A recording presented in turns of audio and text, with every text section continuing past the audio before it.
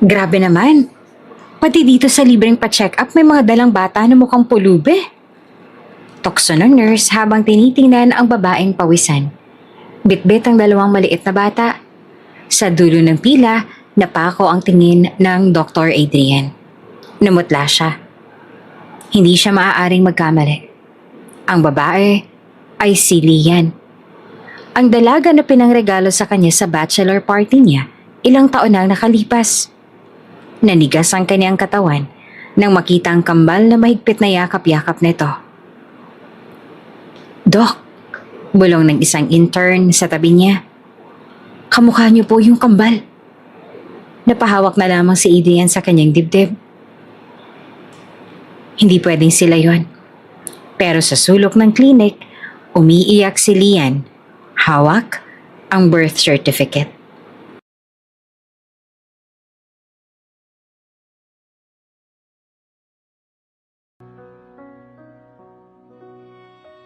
Malakas ang musika. Naglalakasan ang tawa ng mga kalalakihan habang bumabagsak ang mga bote ng alak sa mesa. Lahat ay nagkakatuwaan sa pribadong function room ng isang mamahaling resort sa Tagaytay. Ang bachelor's party para kay Dr. Adrian Villaruel, isang kilalang cardiothoracic surgeon na anak ng isang kilalang angkan sa medisina. "Bro, dapat espesyal ang gabi mo," sigaw ni Jordan, ang matalik na kaibigan ni Adrian. May hawak itong remote at ngumiti ng pilyo habang pinatay ang ilaw ng buong kwarto. Nagkaroon ng katahimikan. Tanging ang slow beat ng sensual na musika ang naririnig. Maya-maya ay may umilaw na spotlight sa gitna. Isang malaking kahon, kulay pula at may ribbon pa. Ang dahan-dahang inilapit ng dalawang waiter. Si ibabaw nito ay may nakasulat na, "To the groom, your last surprise, before you say I do." "Teka, ano to?" tanong ni Adrian. Natatawang naiilang. Hindi siya sanay sa ganitong kabastusan. Ngunit naisip niyang baka simpleng joke lang naman ito ng mga kaibigan. "Buksan mo na!" sigaw ng iba sabay cheer. Unti-unting binuksan ni Adrian ang kahon at laking gulat niya nang tumambad ang isang babae sa loob. Nakasuot ito ng pulang bestida. May bahid ng kaba sa mga mata. Ngunit pilit nang umingiti. Ang babae ay si Lian. Sandali siyang napako sa kinatatayuan. Hindi siya makapaniwala. Hindi ito laruan. Tao ito. Babae. At halatang hindi sanay sa mga ilaw at kamera. "Gabi po, sir," mahinang sabi ni Lian, bahagyang yumuko. "Anong kalokohan to?" bulong ni Adrian kay Jordan, ngunit sinenyasan lang siya ng kaibigan na makasama. "Gusto mo ba ng last unforgettable night o hindi?" Pabulong, ngunit madiin ang tono ni Jordan. Hindi alam ni Adrian ang isasagot. Nahihilo siya sa dami ng ininom at magkahalong takot, hiya at pagkalito ang nararamdaman niya. Pero hindi rin niya maiwasang mapatingin muli sa babae. Mahinhin ang kilos.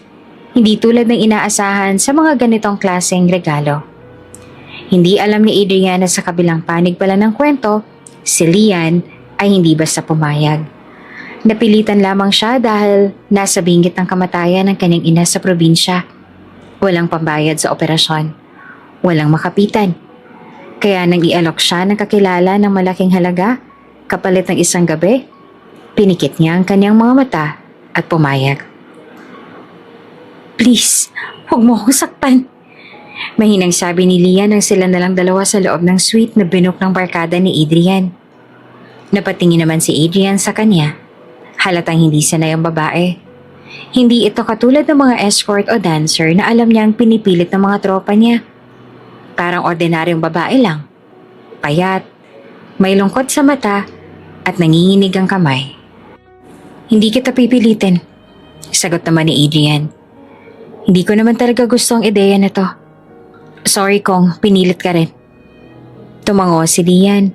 Nangingilid ang luha sa mata niya. Ngunit inalis niya ang kanyang takot at ginampanan ang ipinangakong papel. Isang gabi lang daw. Tapos makukuha niya na ang bayad. Tapos mapapa-opera na si Mama. Hindi na alam ni Adrian kung anong pumasok sa isip niya. Marahil dala ng alak, ng damdaming hindi niya maintindihan. Pero sa gabing yon, pinayagan niya ang sarili na mapalapit sa isang taong hindi niya kilala. Ngunit nang matapos ang lahat, isang tanong ang gumambala sa katahimikan. Nang mapansin niya ang bahid ng dugo sa kama. "Wait, Lian. Ikaw ba?" Hindi niya na ituloy. Tahimik lamang ang babae. Tumalikod ito at mabilis na nagbihis at inabot sa kanyang peraso ng tissue na pinunasan ng luha. "Salamat po." Mahinang wika ni Lian. "Pasensya na kung hindi ako tulad ng inaasahan ninyo." Bago pa man makasagot si Adrian ay bumukas ang pinto. Tinawag ng driver ang babae, sabay abot ng envelope na may lamang pera. Bayad para sa gabi ng serbisyo. "Akin na lang po yan. Ako na pong bahala sa mama ko." Dagdag ni Lian, sabay yuko. Tuluyan nang umalis si Lian at naiwan si Adrian na nakatulala. May mabigat sa dibdib niya na parang may maling nangyari. Hindi lang dahil sa gabing yon, kundi sa buong sistema ng pagkatao niya.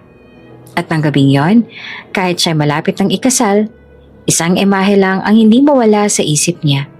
Ang mukha ng dalagang si Lian na may sugat sa puso at luha sa mata. Wala pa ring imik si Adrian nung nakaupo sa gilid ng kama. Hawak-hawak ang puting bedsheet na may bakas ng dugo. Parang isang suntok sa sikmura ang naramdaman niya. Hindi ito ang inaasahan niyang biro ng barkada para sa kanyang bachelor's party. Tila tumigil ang oras. Ang mga tawa at kantsawa ng kanyang mga kaibigan sa kabilang kwarto ay naging malayo at walang saysay. Hindi siya makapaniwala. Birhen pa si Lian. At siya ang unang lalaking nakasira sa inosente nitong mundo. Naglakad-lakad si Adrian sa suite. Pilit pinapakalma ang sarili. Ang gabing yon na dapat ay isang masaya at malupit na paalam sa binata niyang buhay ay nauwi sa isang mabigat na kasalanan na hindi niya kayang ipikit. Si Lian naman ang simpleng ngiti nito, ang takot sa kanyang mga mata, ang panginginig ng kamay habang hinuhubad ang suot. Lahat ng iyon ay bumabalik sa isipan niya, paulit-ulit. Hindi iyon halik ng isang sanay sa ganitong sitwasyon. Hindi iyon haplos ng isang babaeng pinili ang landas na iyon. Isa siyang inosente. Isang desperadong kaluluwa na napilitang ibenta ang sarili para lamang mabuhay. Hindi ko kayang hayaan siyang umalis ng ganun lang. Mahinang bulong ni Adrian sa sarili. Pinulot niya ang jacket niya. Mabilis na lumabas sa suite at hinanap si Lian sa hallway ng hotel. Ngunit pagsilip niya sa labas, nakita niya na lang ang papalayong taxi. At sa loob nun, si Lian, nakayuko, yakap ang maliit na bag at mga matang basang-basa ng luha. Hindi siya nakagalaw. Parang binuhusan siya ng malamig na tubig. Kinabukasan habang nakasuot ng puting coat sa kanyang ospital, hindi pa rin niya matanggal sa isipan si Lian. Bawat paghawak niya ng scalpel, bawat pagtingin niya sa mga pasyente, sumasagi sa isipan niya ang maputlang mukha ng dalaga. Para siyang sinasakal ng guilt. Hindi siya katulad ng ibang lalaki na kayang baliwalain ng ganitong nangyari. Hindi siya katulad ng mga kaibigan na ituturing lang yon na wild night at magtatawanan kinabukasan. Hindi.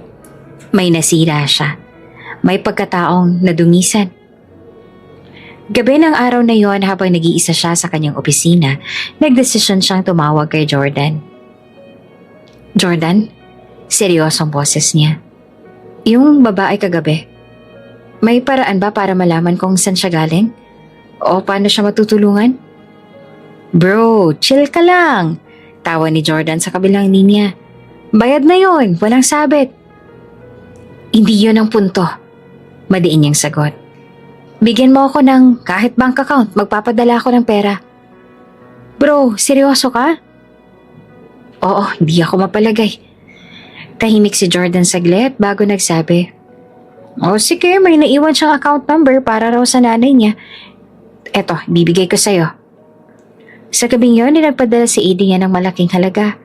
Sapat para sa isang operasyon at kaunting puhunan para magsimulang muli si Lian at ang pamilya nito.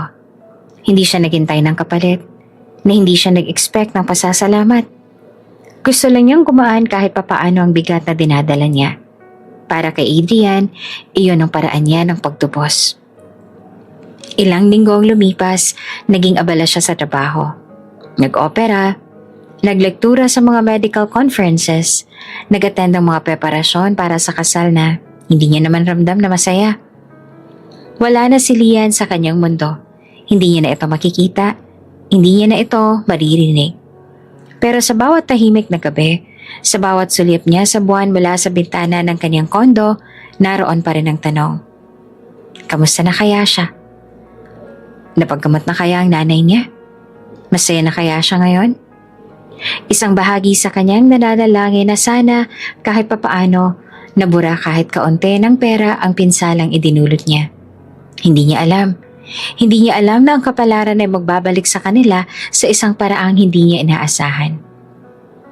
At sa kabilang panig naman ng mundo, si Lian hawak ang isang envelope ng pera, nakatayo sa harap ng ospital. Puno ng pag-asa. Hindi pa niya alam na ang halagang yon, na akala niya ay sagot lang sa lahat ng problema niya, ay magiging simula ng mas malalim na trahedya. Hindi pa niya alam, hindi iyon ang happy ending.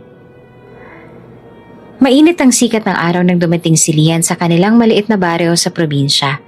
Hawak-hawak niya ang isang lumang backpack at ang isang sobra na naglalaman ng pag-asa. Ang perang ipinadala ni Adrian para sa operasyon ng kanyang ina. Hindi pa rin siya makapaniwala. Sa isang iglap, tila binigyan siya ng pagkakataon ng langit na maisalba ang natitirang mahal niya sa buhay. Sa isip niya, hindi mahalaga kung paano niya nakuha ang perang yon. Ang mahalaga, magagamot si Mama. Pagdating niya sa bahay, nadatnan niya ang kanyang tiyahin na si Aling Marta, ang kapatid ng kanyang ina, na abalang nagwawali sa harap ng bahay. Aba, Lian! Bati nito. Halos mangiting hindi mawari. Balita ko may malaking tulong kang natanggap pa. Magaling, magaling! Napangiti si Lian. Dala ng pag-asang hindi niya kailangang maghirap ang muli, agad siyang lumapit at ibinulalas ang kanyang plano. Tay Marta, eto na po, pampa-opera kay Mama. Dinala ko na lahat. Kailangan lang natin siyang maisugod sa City Hospital. Kinuha ni Aling Marta ang sobre sa kamay niya. Ako nang bahala dito. Magpahinga ka muna. Kami na ng Kuya Ramon mo ang mag-aasikaso sa pagpapalipat sa ospital. Magtiwala ka sa amin. Bagamat may bahagyang pagkaalinlangan na naigang pagod kay Lian, ilang araw din siyang naglakad at nagbiyaheng halos walang tulog para makarating agad. Kaya't ipinikit niya ang kanyang mga mata sa isang sulok ng bahay. Hawak ang kamay ng ina na nanghihina na. Lumipas ang 2 araw, walang nangyaring operasyon. Walang ambulansyang dumating para ilipat si Mama niya sa City Hospital. At ito ang pinakamasakit. Nang tanungin niya ang kanyang tiyahin tungkol sa pera, puro alibay lamang ang nakuha niya. Naibayad na namin sa doktor, sabi ni Aling Marta na nakayuko. Bakit hindi pa rin siya inooperahan? Tanong ni Lian. Nanlalaki mga mata. Hindi mo naiintindihan ang proseso, Iha. May mga papel na kailangang ayusin, tsaka baka kailangan pa ng dagdag na bayad. Sabi ng tiyahin. Iwas ang mga mata. Nadurog ang puso ni Lian sa bawat sagot na parang tinik na bumabaon sa kanyang lalamunan. Alam niyang may mali. Ngunit wala siyang pruweba. Wala siyang kakampi. Hindi niya alam kung saan siya magsisimula para habulin ang nawalang pag-asa. Kinagabihan, habang tulog ang buong bahay, naglakas loob si Lian na silipin ang kwarto ng tiyahin. At doon, muntik siyang mapasigaw. Sa ilalim ng kutsyon ni Aling Marta, nakita niya ang mga bagong resibo. Motorcycle purchase, grocery receipt, para sa isang sari-sari store supplies at mga resibo mula sa isang sabungan sa bayan. Ang perang inilaan para sa kaligtasan ng kanyang ina, nilustay. Napaupo siya sa gilid ng lumang sahig. Wala na siyang pera. Wala na siyang oras. Naiiyak siyang bumalik sa kwarto ng ina. Sa bawat hikbi niya, ramdam niyang pagtanggi ng katawan ng kanyang ina na lumaban. Sorry, Ma. Hikbi niya. Sinubukan ko. Sinubukan ko talaga. Ilang araw pang lumipas, hindi na kinaya ng ina ni Lian ang lumalalang kondisyon. Isang madaling araw, habang nakahawak siya sa kamay nito, marahan na lamang nitong pinisil ang kanyang mga daliri at ibinulong ang huling mga salita. Anak, maging matatag ka. At sa huling bugso ng hangin, pumikit na ang kanyang ina. Iniwan si Lian na nag-iisa sa mundo. Walang magarbong burol, isang maliit na kabaong na inutang nila sa punerarya. Isang lamay na pinuntahan lamang ng iilang kapitbahay. Walang bulaklak, walang choir, walang sermon. Si Lian lamang at ang malamig na katawan ng kanyang ina. Walang ibang umalalay sa kanya. Walang pamilya, walang katuwang. Nang tuluyang ihatid sa hukay ang kanyang ina, sumumpa si Lian sa ilalim ng malamlam na araw na, hindi na ako muling magtitiwala. Hindi na ako muling aasa sa kahit kanino. Kahit gaano kahirap, lalaban ako mag-isa. Pero ang mas mabigat sa pagsubok, paparating pa lamang. Makaraan ng libing habang naglilinis si Lian sa bakuran, bigla siyang nakaramdam ng kakaibang hilo. Mabilis ang tibok ng puso niya. Nahihilo siya at nasusuka sa tabi ng puno ng mangga. Pinilit niyang palampasin ito. Iniisip na baka dahil sa pagod at gutom lamang.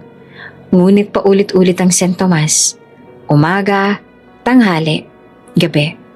Hanggang sa isang kapitbahay ang lumapit sa kanya isang hapon. Bitbit ang kaalaman na parang naglagay ng bomba sa dibdib niya. Lian, buntis ka yata? Napanganga siya. Hindi maaari. Ngunit habang pinagmamasdan niya ang sarili, habang iniisip ang mga senyales, ang pagka-absent ng buwan ng dalaw, ang pagduduwal, ang pagkapagod, hindi niya na maitatanggi. Buntis siya.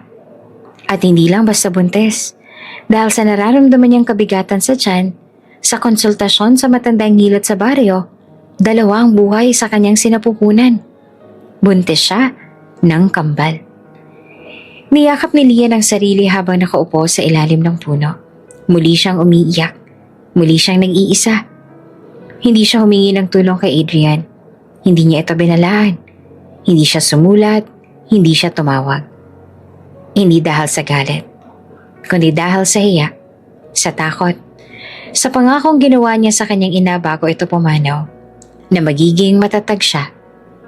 Simula sa araw na yon, nagsimula ang tunay na laban ni Lian sa buhay, nang walang inaasahang tulong, nang walang inaasahang awa. Dalawang maliit na buhay ang binuo niya sa kanyang sinapupunan. Isang paalala ng isang gabing minsay gusto niyang kalimutan. Ngunit ngayon ay nagsisilbing tanging dahilan niya para mabuhay. Mabilis ang naging paglipas sa mga buwan. Sa bawat pagdapo ng malamig na hangin sa probinsya, sa bawat pagdapo ng ulan sa butas-butas sa bubong ng barong-barong, nararamdaman ni Lian ang bigat ng buhay at ang dalawang maliit na nilalang na unti-unting lumalago sa kanyang sinapupunan. Mag-isa niyang hinarap ang bawat pagsubok. Walang asawa, walang ina, walang tumutulong. Pinilit niyang maghanap ng pagkakakitaan kahit lumalaki na ang kanyang tiyan. Naglalaban ng maruruming damit ng kapitbahay, nagtitinda ng kakanin sa palengke, at minsan, kumakarga ng mga sako ng bigas kapalit ng kaunting barya. Lahat ng dati niyang pangarap, ang makapagtapos ng pag-aaral, ang magkaroon ng disenteng trabaho, ang makapagpatayo ng maayos sa bahay para sa kanyang ina, ay tuluyang nawala, gaya ng usok na tinangay din ng hangin. Minsan sa hating gabi, habang nakaupo siya sa lumang banig, marahan niyang hinihimas ang kanyang tiyan. Mga anak, pasensya na kayo kay mama. Hindi man natin nakuha ang marangyang buhay. Papangako ko. Gagawin ko ang lahat para mabigyan kayo ng magandang kinabukasan. Sa bawat sulyap niya sa madilim na langit, hindi niya maiwasang itanong sa sarili. Nasaan na kaya si Adrian? Buhay pa kaya ang alaala niya sa akin? O ako na lang nakakaalala? Ngunit sa dulo ng bawat tanong, iisa ang desisyon niya. Hindi niya kailanman hahanapin ang lalaki. Hindi niya ipapasa sa iba ang responsibilidad na kanyang ginusto. Ang pagiging ina sa kambal. Dumating ang araw ng kanyang panganganak. Gabi noon, malakas ang ulan at halos hindi siya makaramdam ng kapitbahay dahil sa lakas ng bagyo. Walang ambulansya, walang kuryente, walang doktor. Kaya't sa maliit na kubo sa tulong ng isang matandang hilot, lumaban si Lian para sa kanyang buhay at sa buhay ng kanyang mga anak. Sa bawat sigaw niya ng sakit, sumasabay ang lagaslas ng ulan. Sa bawat piga ng kanyang kalamnan, sumasabay ang pagkulog ng kalangitan. Hanggang sa marinig niyang dalawang munting iyak. Dalawang anghel ang isinilang niya sa gitna ng unos. Isang batang lalaki at isang batang babae. Lumuha si Lian sa pagod at sa tuwa. Pinangalanan niyang mga ito na sina Liam at Leia, mga pangalan na sumisimbolo ng liwanag sa madilim niyang mundo. Sa kabila ng kahirapan, sa gitna ng mga pagsubok, lumaban si Lian. Hindi siya bumitaw. Isinugal niya ang lahat para sa mga anak. Nagbenta siya ng gulay sa palengke, naglako ng ice candy, nagtrabaho bilang katulong sa bayan. Lahat ng marangal na trabaho pinasok niya, basta't mabuhay ang kambal. Maraming gabi na wala siyang hapunan para lang may gatas si Liam at Leia. Maraming araw na naglalakad siya ng ilang kilometro para makabili ng gamot. Kung may lagnat ang mga bata. Pero hindi siya kailanman sumuko. Samantala, sa kabilang dako ng syudad, sa malamig at malungkot na unit ng isang mataas na kondominium, si Dr. Adrian Villaruel ay nakadungaw sa bintana. Hawak ang isang basong may laman na alak. Hindi siya kailanman nakalimot. Gabi-gabi, sumasagi sa kanyang alaala ang huling sulyap niya kay Lian. Ang takot, ang lungkot, ang pangungulila sa mga mata nito. Maraming beses niya nang sinubukang itulak sa isip ang nangyari. Maraming beses na siyang pinilit ng kanyang mga magulang at mga kaibigan na ituloy ang nakatakda niyang kasal. Pero sa tuwing tititigan niya ang singsing na nakalaan para sa kasal, sa tuwing sisilip siya sa altar na dapat ay sasabayan ng kanyang paglalakad, ang mukha ni Lian ang bumabalik sa isip niya. Hindi ang mukha ng fiancé niya. Hindi niya kanaya. Sa mismong araw ng final wedding fitting nila, habang nakatayo siya sa harap ng salamin, suot ang kanyang wedding tuxedo, tila ba may malamig na kamay na humawak sa kanyang puso. Parang isang tinig na pabulong, paulit-ulit. Hindi ito ang tamang landas. Hindi siyang laman ng puso mo. At doon niya napagtanto, hindi niya kaya magpakasal. Hindi sa babaeng pinili para sa kanya. Hindi sa babaeng hindi si Lian. Sa gitna ng gulat ng buong pamilya at kahihiyan sa lipunan, kinansela ni Adrian ang kasal. Isang desisyong lalong naglayo sa kanya sa mundo ng kanyang pamilya at mga kaibigan. Para sa iba, kabaliwan iyon. Para sa kanya, iyon ang unang tamang desisyon na ginawa niya matapos ang lahat ng pagkakamali. Hindi niya alam kung saan naroroon si Lian. Hindi niya alam kung paano niya ito matatagpuan. Ang alam lang niya, ang isang gabi nilang dalawa, ang isang gabing sinasabi ng lahat na dapat kalimutan, ay isa namang naging pinakamalaking marka sa puso niya. Habang lumalaki ang kambal, napansin ni Lian ang kakaibang pagkakahawig nila kay Adrian. Maitim ang buhok, matangos ang ilong at higit sa lahat, ang mapupungay na mata na parang laging nagmamasid at nagtatanong. Kapag tinititigan niya ang kambal, hindi niya maiwasang maibalik sa kanyang alaala ang isang gabing sinumpa at pinagkaitan niya ng kalayaan. Isang gabing nagbibigay buhay sa dalawa sa pinakamahalagang nilalang sa kanyang mundo ngayon. Isang gabing hindi niya kayang baguhin, pero hindi rin niya kayang pagsisihan. Lumipas ang mga taon, natuto si Liam at Leia na maglakad, magbitiw ng mga unang salita at mangarap. Sa murang edad, nakikita na ni Lian ang kabutihan sa puso ng kanyang mga anak. Hindi sila nagrereklamo kahit wala silang laruan, kahit puro butas sa mga sapatos nila, kahit laging tuyo ang baon sa school. Sa bawat yakap at halik ng kambal, nagkaroon ng bagong lakas si Lian. Sa bawat, "I love you, Mama," mula sa bibig ng mga munting anghel niya, natutunaw ang lahat ng pagod at gutom. Ngunit sa kabila ng kasiyahan, sa likod ng bawat ngiti, naroon pa rin ang takot sa puso ni Lian. Paano kung isang araw, hanapin ng kambal ang kanilang ama? Paano niya ipapaliwanag ang mga bagay na puno ng sakit at hiya? Kaya't pinangako niya sa sarili, hanggat kaya niya, siya ang magiging ama at ina ng kambal. Hindi niya sila ipagkakait sa pagmamahal, kahit siya lang mag-isa. Hindi pa niya pinangarap na balikan pa si Adrian. Para kay Lian, bahagi na lang ito ng nakaraan. Isang kwento na hindi na kailangang buksan. Ngunit ang kapalaran ay may sariling paraan sa pagbibigay ng hustisya. Dahil sa isang maliit na papel na idinikat niya sa waiting list ng libreng medical mission sa bayan, isang pag-asang mabigyan ng libreng check-up sina Liam at Leia, muling tatawirin ng kanilang mga landas ang hindi inaasahang pagkikita. Muli silang pagtatagpuin ng pagkakataon.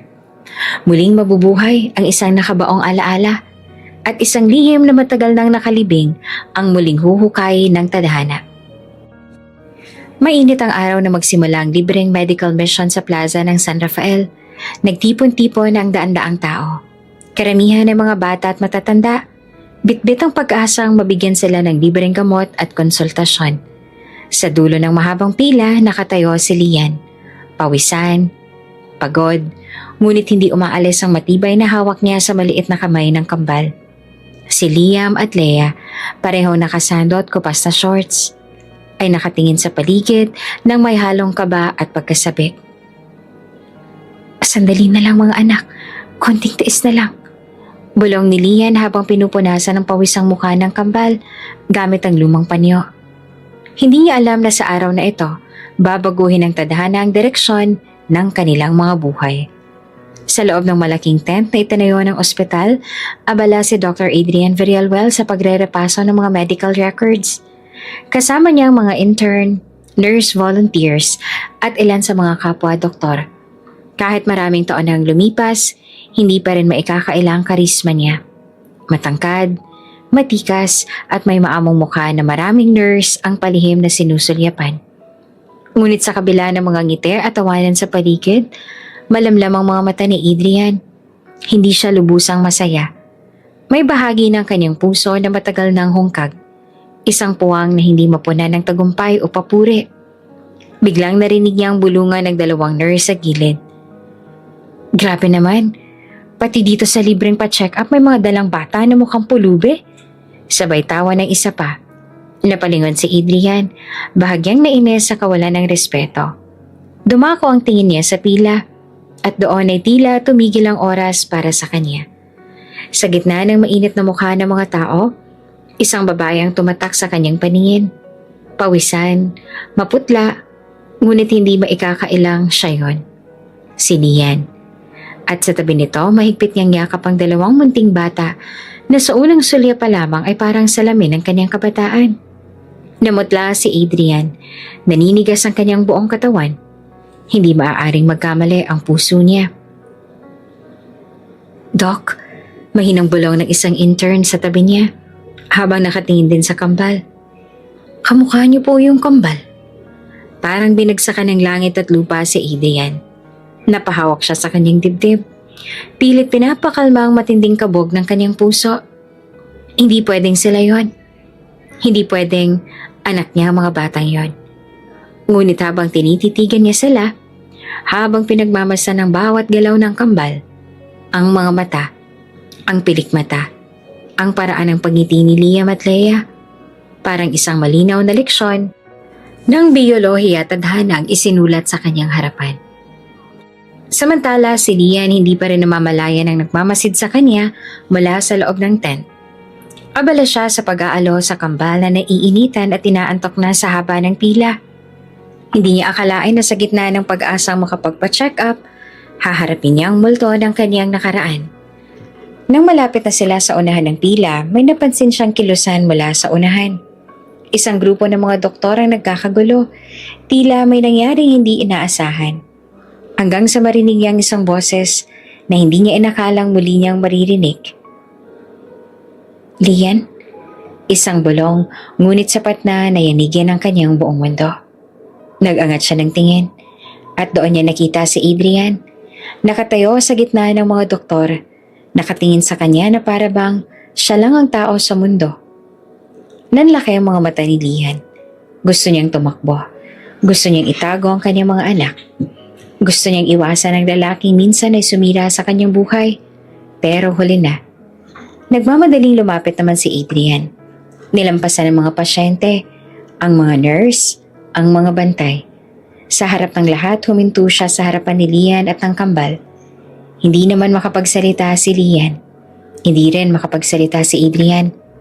Tanging ang katahimikan lamang at ang malakas na kabog ng kanilang mga puso ang pumuno sa pagitan nila. Nanginginig ang kamay ni Lian habang hinahapit ang kambal palapit sa kanya. Ayaw niyang maramdaman ng kanyang mga anak ang takot. Ayaw niyang makita nila ang kahinaan niya. Ngunit hindi rin niya maitatanggi ang katotohanang nakaharap siya ngayon sa lalaking ama ng kanyang mga anak. Lian, sila ba? Garal-galang tinig ni Adrian. Umiling si Lian. Ngunit sa likod ng kanyang mga mata, naroon ang katotohanan na hindi niya maitatanggi. Sa nangingilid na luha, marahan niyang inilabas mula sa bulsa ng kanyang lumang sling bag ang isang plastic na envelope. At mula roon, dahan-dahan niyang hinugot ang 2 birth certificate. Ang mga dokumentong magpapatunay sa lihim na matagal niyang inilihim. Iniabot ni Adrian ang mga papeles na parang isang mahalagang kayamanan. Hindi niya maiwasang manginig habang binabasa ang mga detalye. Petsa ng kapanganakan, eksaktong 9 na buwan pagkatapos ng gabing hindi niya malimutan. Hindi na kailangan ng karagdagang ebidensya. Hindi na kailangan ng DNA test. Ang mga batang nasa harapan niya, ang kambal na ngayon ay tahimik na nakatingin sa kanya, ay tunay niyang mga anak. Hindi na napigilan ni Lian ang pagluha. Mabilis niyang niyakap ang kambal. Pilit tinatakpan ng mga ito mula sa mga matang nanonood sa kanila. Ang mga tao sa paligid hindi makapaniwala sa nakikita. Ang ibang nurse at doktor nagbubulungan. Ngunit wala nang pakialam si Adrian. Ang mahalaga sa kanya ngayon ay ang katotohanan. Hindi na siya nag-iisa. May 2 siyang anak. At may isang babae. Isang babae na minsan niyang nasaktan, na buong tapang na pinalaki ang mga ito ng mag-isa. At sa gitna ng mainit na araw, sa isang siksikang medical mission, nagbago ang takbo ng buhay ni Dr. Adrian Villaruel.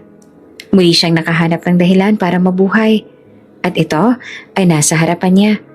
Sa katauhan ni Lian, Liam at Leah. Tahimik na sumikdo ang buong medical tent patapos ang emosyonal na paghaharap ni Lian at Adrian. Ang mga bulungan ng mga nurse at interns ay unti-unting humina hanggang sa tanging mga iyak na lamang ng ilang bata at ang mahinang ugong ng electric fan ang naiwan sa paligid.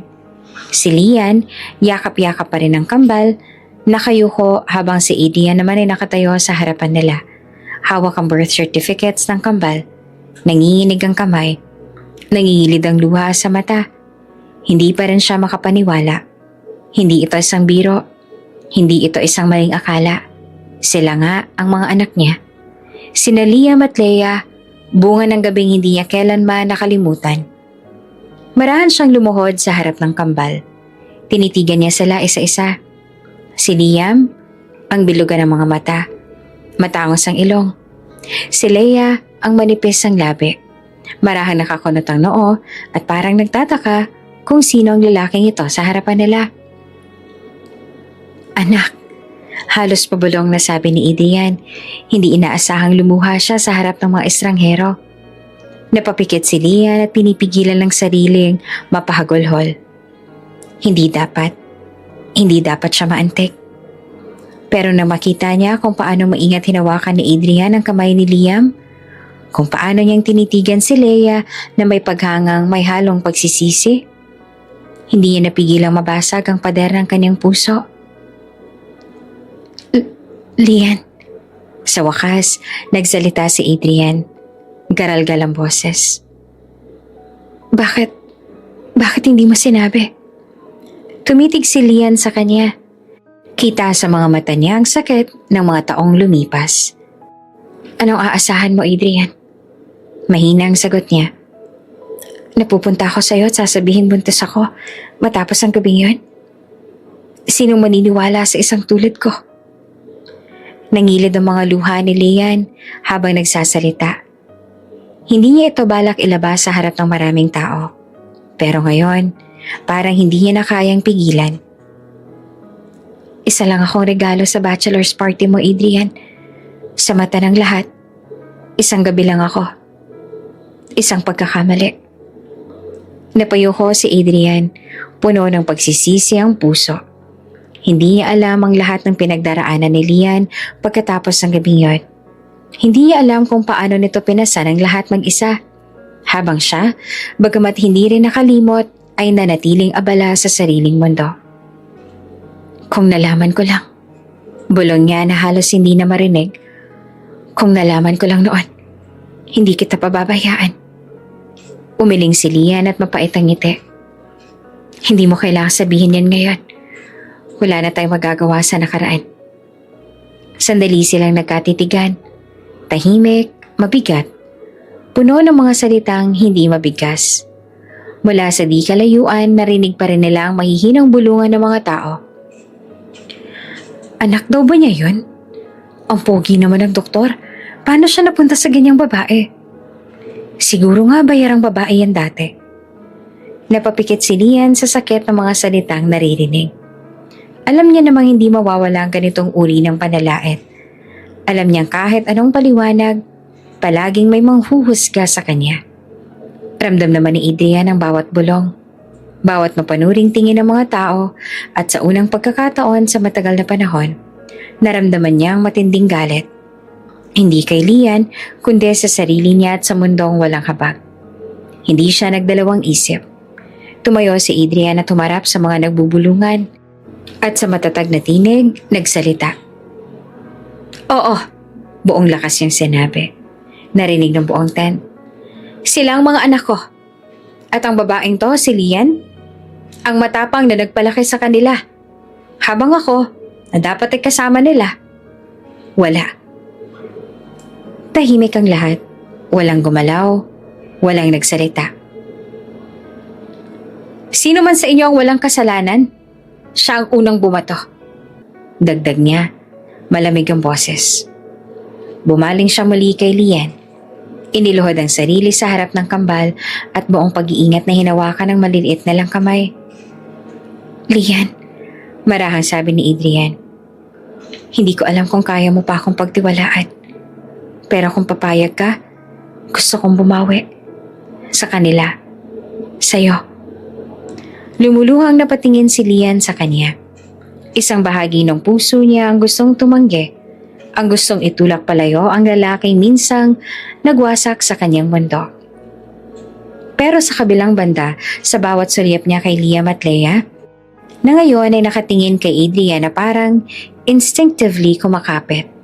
Naramdaman niya ang hinaing ng kanilang inosenteng mga puso. Karapatan nila na makilala ang kanilang ama. Karapatan nilang mahalin. Hindi pa siya sumagot. Hindi pa siya handa. Ngunit alam niya, simula ng araw na to, hindi niya na maitatanggi ang koneksyon nilang tatlo kay Adrian. Hindi niya na maikukulong ang nakaraan sa lihim. Pumwesto si Adrian sa tabi niya at mahinang nagsabi, Please, sumama ka sa akin. Kahit isang araw lang. Hayaan mo makabawi ako kahit kaunti. Tumango si Lian at mabigat naman ang dibdib, hindi para sa sarili niya, kundi para kina Liam at Leia. Sa paglalakad nila palayo sa plaza, tanga ni Adrian ang isang kamay ni Liam, habang si Lian naman ay hawak si Leia. Para silang isang buong pamilya. Isang pamilyang nilikha ng isang gabing pinipilit kalimutan. Ngunit ngayon pilit na ibinabalik ng kapalaran. At sa bawat hakbang nila palayo sa mapanghusgang mata ng mga tao, may bumubuong pag-asa sa puso ni Adrian at Lian. Pag-asang maaaring mabuo pa ng wasak na pangarap. Mabigat ang pakiramdam ni Lian habang nakaupo sa likod ng itim na SUV ni Adrian.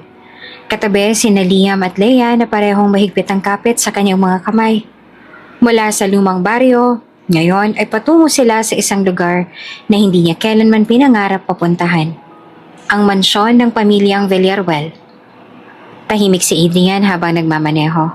Paminsan-minsan ay sumusulyap sa rearview mirror upang tingnan ang kambal. Kita sa kanyang mukha ang hindi mapigilang pagkamangha sa dalawang bata. Habang si Lian, pilit pinapakalma ang sarili. Pilit na itinatago ang kaba at takot sa kung anong naghihintay sa kanila sa malaking bahay.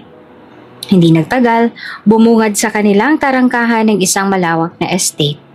Mataas sa bakal na gate, malalaking haligi at isang bahay na may 3 palapag.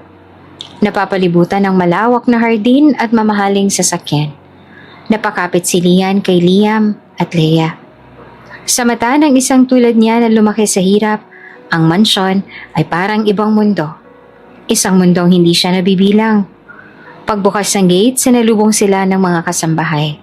Mga naka-uniformeng babae at lalaki, at lahat ay may mapanuring tingin. Agad bumaba si Adrian at binuksan ng pinto para kay Lian at sa kambal.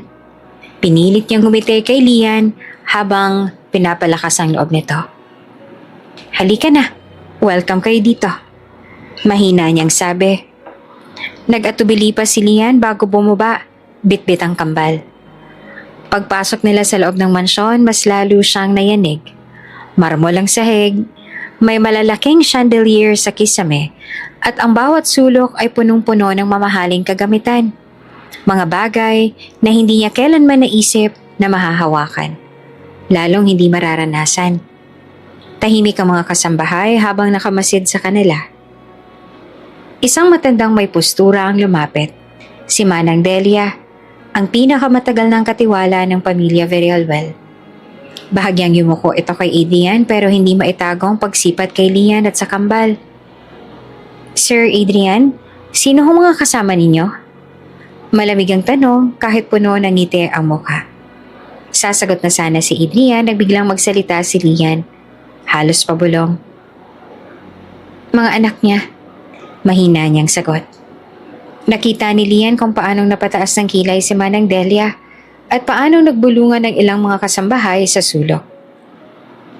Ipinakilala ni Adrian si Lian at ang kambal sa buong household. Si Lian, si Liam at si Leia. Wala ngayon, dito na sila titira. Pakitunguhan niyo sila ng maayos bilang bahagi ng pamilyang ito. Madiing bilin ni Adrian. Tumango ang mga kasambahay ngunit kita sa mga mata nila ang pag-aalinlangan at panghuhusga. Habang umaakyat sila sa hagdanan patungo sa inilaan na guest rooms, narinig ni Lian ang mga bulungan sa likuran. "Yun ba yung bayarang babae daw? Grabe, paano nakapasok dito yan? Sayang si Sir Adrian, kung sino pa yung galing sa kalsada." Mas lalong lumubog ang puso ni Lian. Hindi man sabihin ng harapan, ramdam niya. Hindi siya welcome dito. Dinala sila ni Adrian sa isang malinis ngunit simpleng guest room. May 2 kama, isang maliit na cabinet at bintanang tanawang hardin. "Pasensya ka na muna dito," sabi ni Adrian kay Lian. "Hindi pa ito kagaya ng guest suite pero ipapaayos ko para sa inyo." Napayuko lamang si Lian. Pinipigilan ng luha. Para sa kanya, hindi mahalaga kung anong klaseng kwarto ang ibigay. Ang mahalaga, ligtas ang kambal niya. May bubong sila, may kama, may pagkain. "Gusto niyo ba munang kumain?" Alok ni Adrian sa kambal. Pilit pinapakalma ang kabado nilang mga mukha. Tumango sina Liam at Leia, ngunit mahigpit pa rin ang kapit nila kay Lian. Lumapit si Adrian. Dahan-dahang kinuha ang kamay ni Liam. "Halika, turuan ko kayo saan ang kusina natin." Dahan-dahang bumitaw si Liam kay Lian, habang si Leia naman hawak pa rin ang laylayan ng damit ng kanyang ina.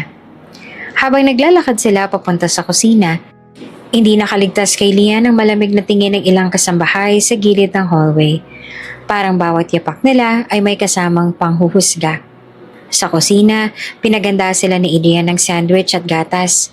Nakaupo si Lian sa dulo ng mesa habang sina Liam at Leia ay masayang kumakain. Si Adrian tahimik na pinagmamasdan sila, palang sinisid ang bawat detalye ng kanilang kilos. Sa gitna ng simple ngunit mainit na tagpong yon, naramdaman ni Lian ang bahagyang paggaan ng kanyang dibdib. Pero sa likod ng ngiti ni Adrian at saya ng kambal, may bumabalot na tensyon. Alam niyang hindi magiging madali ang lahat. Hindi siya bulag sa mga mapanuring mata ng paligid. Hindi siya manhid sa malamig na pagbati ng mga nakatira dito. Pagkatapos kumain, bumalik sila sa kanilang kwarto. Habang pinapahiga niya ang kambal para matulog, umupo si Lian sa gilid ng kama. Tumingin siya sa labas ng bintana, sa malawak na hardin na hindi niya pag-aari, sa mga bituin sa langit na tanging pag-asa lamang ang maaari niyang angkinin. Niyakap niya ng mahigpit sina Liam at Leia. Hindi siya narito para sa karangyaan. Hindi siya narito para sa sarili niya. Narito siya para sa mga anak niya. Para mabigyan sila ng pag-asa. Kahit gaano kahirap, kahit gaano kababa ang tingin sa kanila ng ibang tao. At sa tabi ng kama sa dilim ng gabi, nakatayo si Adrian. Tahimik na pinagmamasdan ang bagong yugto ng kanyang buhay. Sa isip-isip niya, nagpasya siya. Hindi ko sila pababayaan. Hindi na muli. Lumipas ang ilang araw mula nang manirahan si Lian at ang kambal sa mansyon ni Adrian. Sa labas, maayos ang lahat. May pagkain sila. May malinis na kwarto. At si Adrian ay palaging nandyan, nag-aalaga, nagsusumikap na bumawi. Ngunit sa likod ng magagarang kortina at malamig na mga sahig ng marmol, ramdam ni Lian ang matinding pader na pumapagitna sa kanila at sa mundo ng mga Villarreal. Wala mang direktang salita, pero sa bawat paglingon niya sa hallway, sa bawat paghatid ng pagkain ng mga kasambahay, sa bawat bulungan sa likuran niya, alam niyang hindi siya kabilang dito. Minsan, habang naglalaro si Liam at Leia sa hardin, napansin ni Lian ang dalawang kasambahay na nag-uusap, habang palihim na nakatingin sa kanila. Sayang si Sir Adrian ano? Sa lahat ng babae, bakit yan pa? Tingnan mo nga, mukhang hindi pa marunong sa tamang asal. Oo nga, mukhang hindi marunong magdala. Dugyot. Napakuyom si Lian ng kamao. Pinilit niyang umiling. Pilit itinulak palayo ang sakit. Hindi siya narito para pakinggan ang mga maliliit na bulong-bulungan. Para sa mga anak niya, lalaban siya. Isang hapon, habang naglalakad siya kasama sina Liam at Leia sa pasilyo, nasalubong nila ang isang matandang babae. Si Senyora Matilde Villarreal, ang tiyahin ni Adrian at isa sa pinakamatandang miyembro ng pamilya. Tinapunan sila nito ng tingin mula ulo hanggang paa. Wala bang maayos sa damit ang mga bata? Malamig na tanong nito kay Adrian na kasalukuyang papalapit. Napalunok si Lian. Hindi pa man siya nakakabawi ng sagot, naramdaman niya na ang kamay ni Adrian sa kanyang balikat. Akong bahala sa kanila, Chang. Sagot naman ni Adrian. Mahinahon, ngunit matatag. Ngunit ang mapanuring tingin ni Senyora Matilde ay nag-iwan ng matinding hapde sa puso ni Lian. Dumating ang araw ng Family Day, isang event kung saan magkakasama ang mga miyembro ng pamilya Villarreal at mga kaibigan nila sa isang grand gathering. Pilit ni Adrian na sinama sina Lian at ang kambal. Gusto ko makita ng lahat kung gaano ko kasaya na kasama kayo. Mahina nitong sabi habang inaayos ang kwelyo ni Liam at sinusuotan ng headband si Leia. Hindi naman mapigilang mangamba ni Lian. Hindi siya sanay sa marangyang mundo. Hindi siya sanay sa mga kasuotan na tila pinanday ng ginto at salapi. At higit sa lahat, hindi niya alam kung paanong haharapin ang malamig na mundo ng mayayaman. Pero para sa kambal, para sa anak niya, pinilit niyang ngumiti. Pagdating nila sa event, bumungad sa kanila ang ingrandeng dekorasyon. Mga puting tolda, gininto ang mesa, buffet na parang pang royalty, mga bisitang nakabarong at gown, mga batang malilinis at mabango. At naroon sila, si Liam, Lian at si Leia, nakasuot ng simpleng damit na pinaghirapang bilhin ni Adrian. Hindi pa man sila tuluyang nakakalapit, narinig na ni Lian ang mga bulungan. Sino yon? Kasama ni Adrian. Akala ko ba ikakasal siya kay doktora noon? Bakit parang ibang klase ang napili? Yung mga bata, hindi bagay dito. Napayoko si Lian, pilit na ikinukuble ang paghapde ng kanyang puso.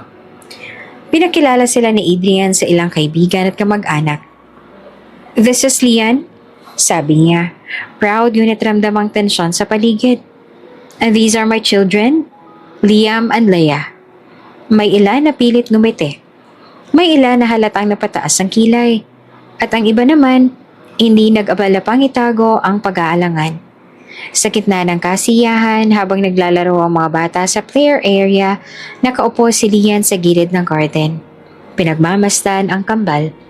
Lumapit sa kanya ang isang babaeng pamilyar kay Adrian, si Dr. Maxine Salvador. Eleganteng-elegante, nakagaon na kulay ivory at may hawak na wine glass. Ngumiti ito ng matamis, ngunit malamig. Ikaw pala ang special guest. Malumanay ngunit mapag-insultong sabi ni Maxine. Ngumiti naman si Lian, pilit na hindi nagpapa-apekto. Oo, ako nga. Mahinahong sagot naman niya. Napangisi si Maxine. Alam mo, dapat pinipili rin ng maayos kung saan tayo nababagay eh. May mga lugar kasi na kahit anong gawin mo, halatadong dayo ka. Bawat salita ni Maxine ay parang kutsilyong tumutarak sa dibdib ni Lian. Hindi niya kayang makipagsabayan. Hindi siya sanay sa mga palaban-banat. Tahimik lang siyang tumayo. Pinuntahan sina Liam at Leia na masayang naglalaro sa tabi. Mula sa malayo, nakita ni Adrian ang nangyari. Mabilis niyang nilapitan si Lian. Hinawakan ang kamay nito. Oops! May break muna. Gusto mo bang ma-shoutout dito sa channel ni Ate Jane? Mag-comment lang ng lesson you learned from the latest story uploaded. Dahil pipili kami ng isang best comment of the day para i-shoutout sa susunod na upload. Kaya huwag kalimutang mag-iwan ng lesson you learned after you watch this video. Maraming salamat! Shoutout nga pala kina Rosalinda Arcero from Madrid, Surigao del Sur at Danilo Torniado from Consolacion, Cebu. Sa ating mga taga-subaybay, paki-comment naman po sa baba kung taga saan kayo para alam ko kung hanggang saan umaabot ang mga kwento ni Ate Jane at para mai-shoutout ko kayo sa susunod nating mga kwento. Maraming salamat sa pakikinig.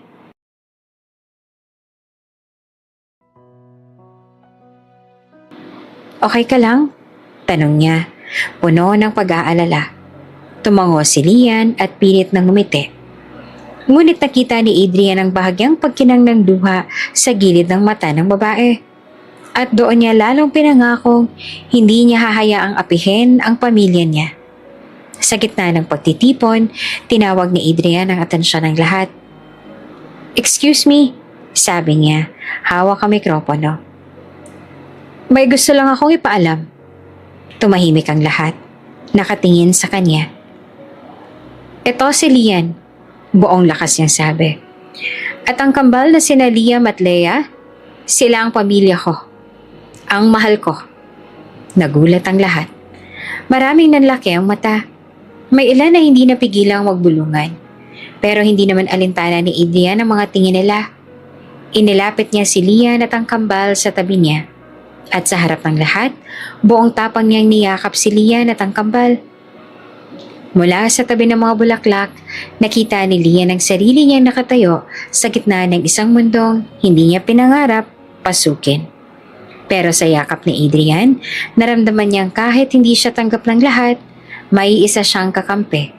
At para kay Lian, sa isang mundong puno ng panghuhusga, sapat na iyon.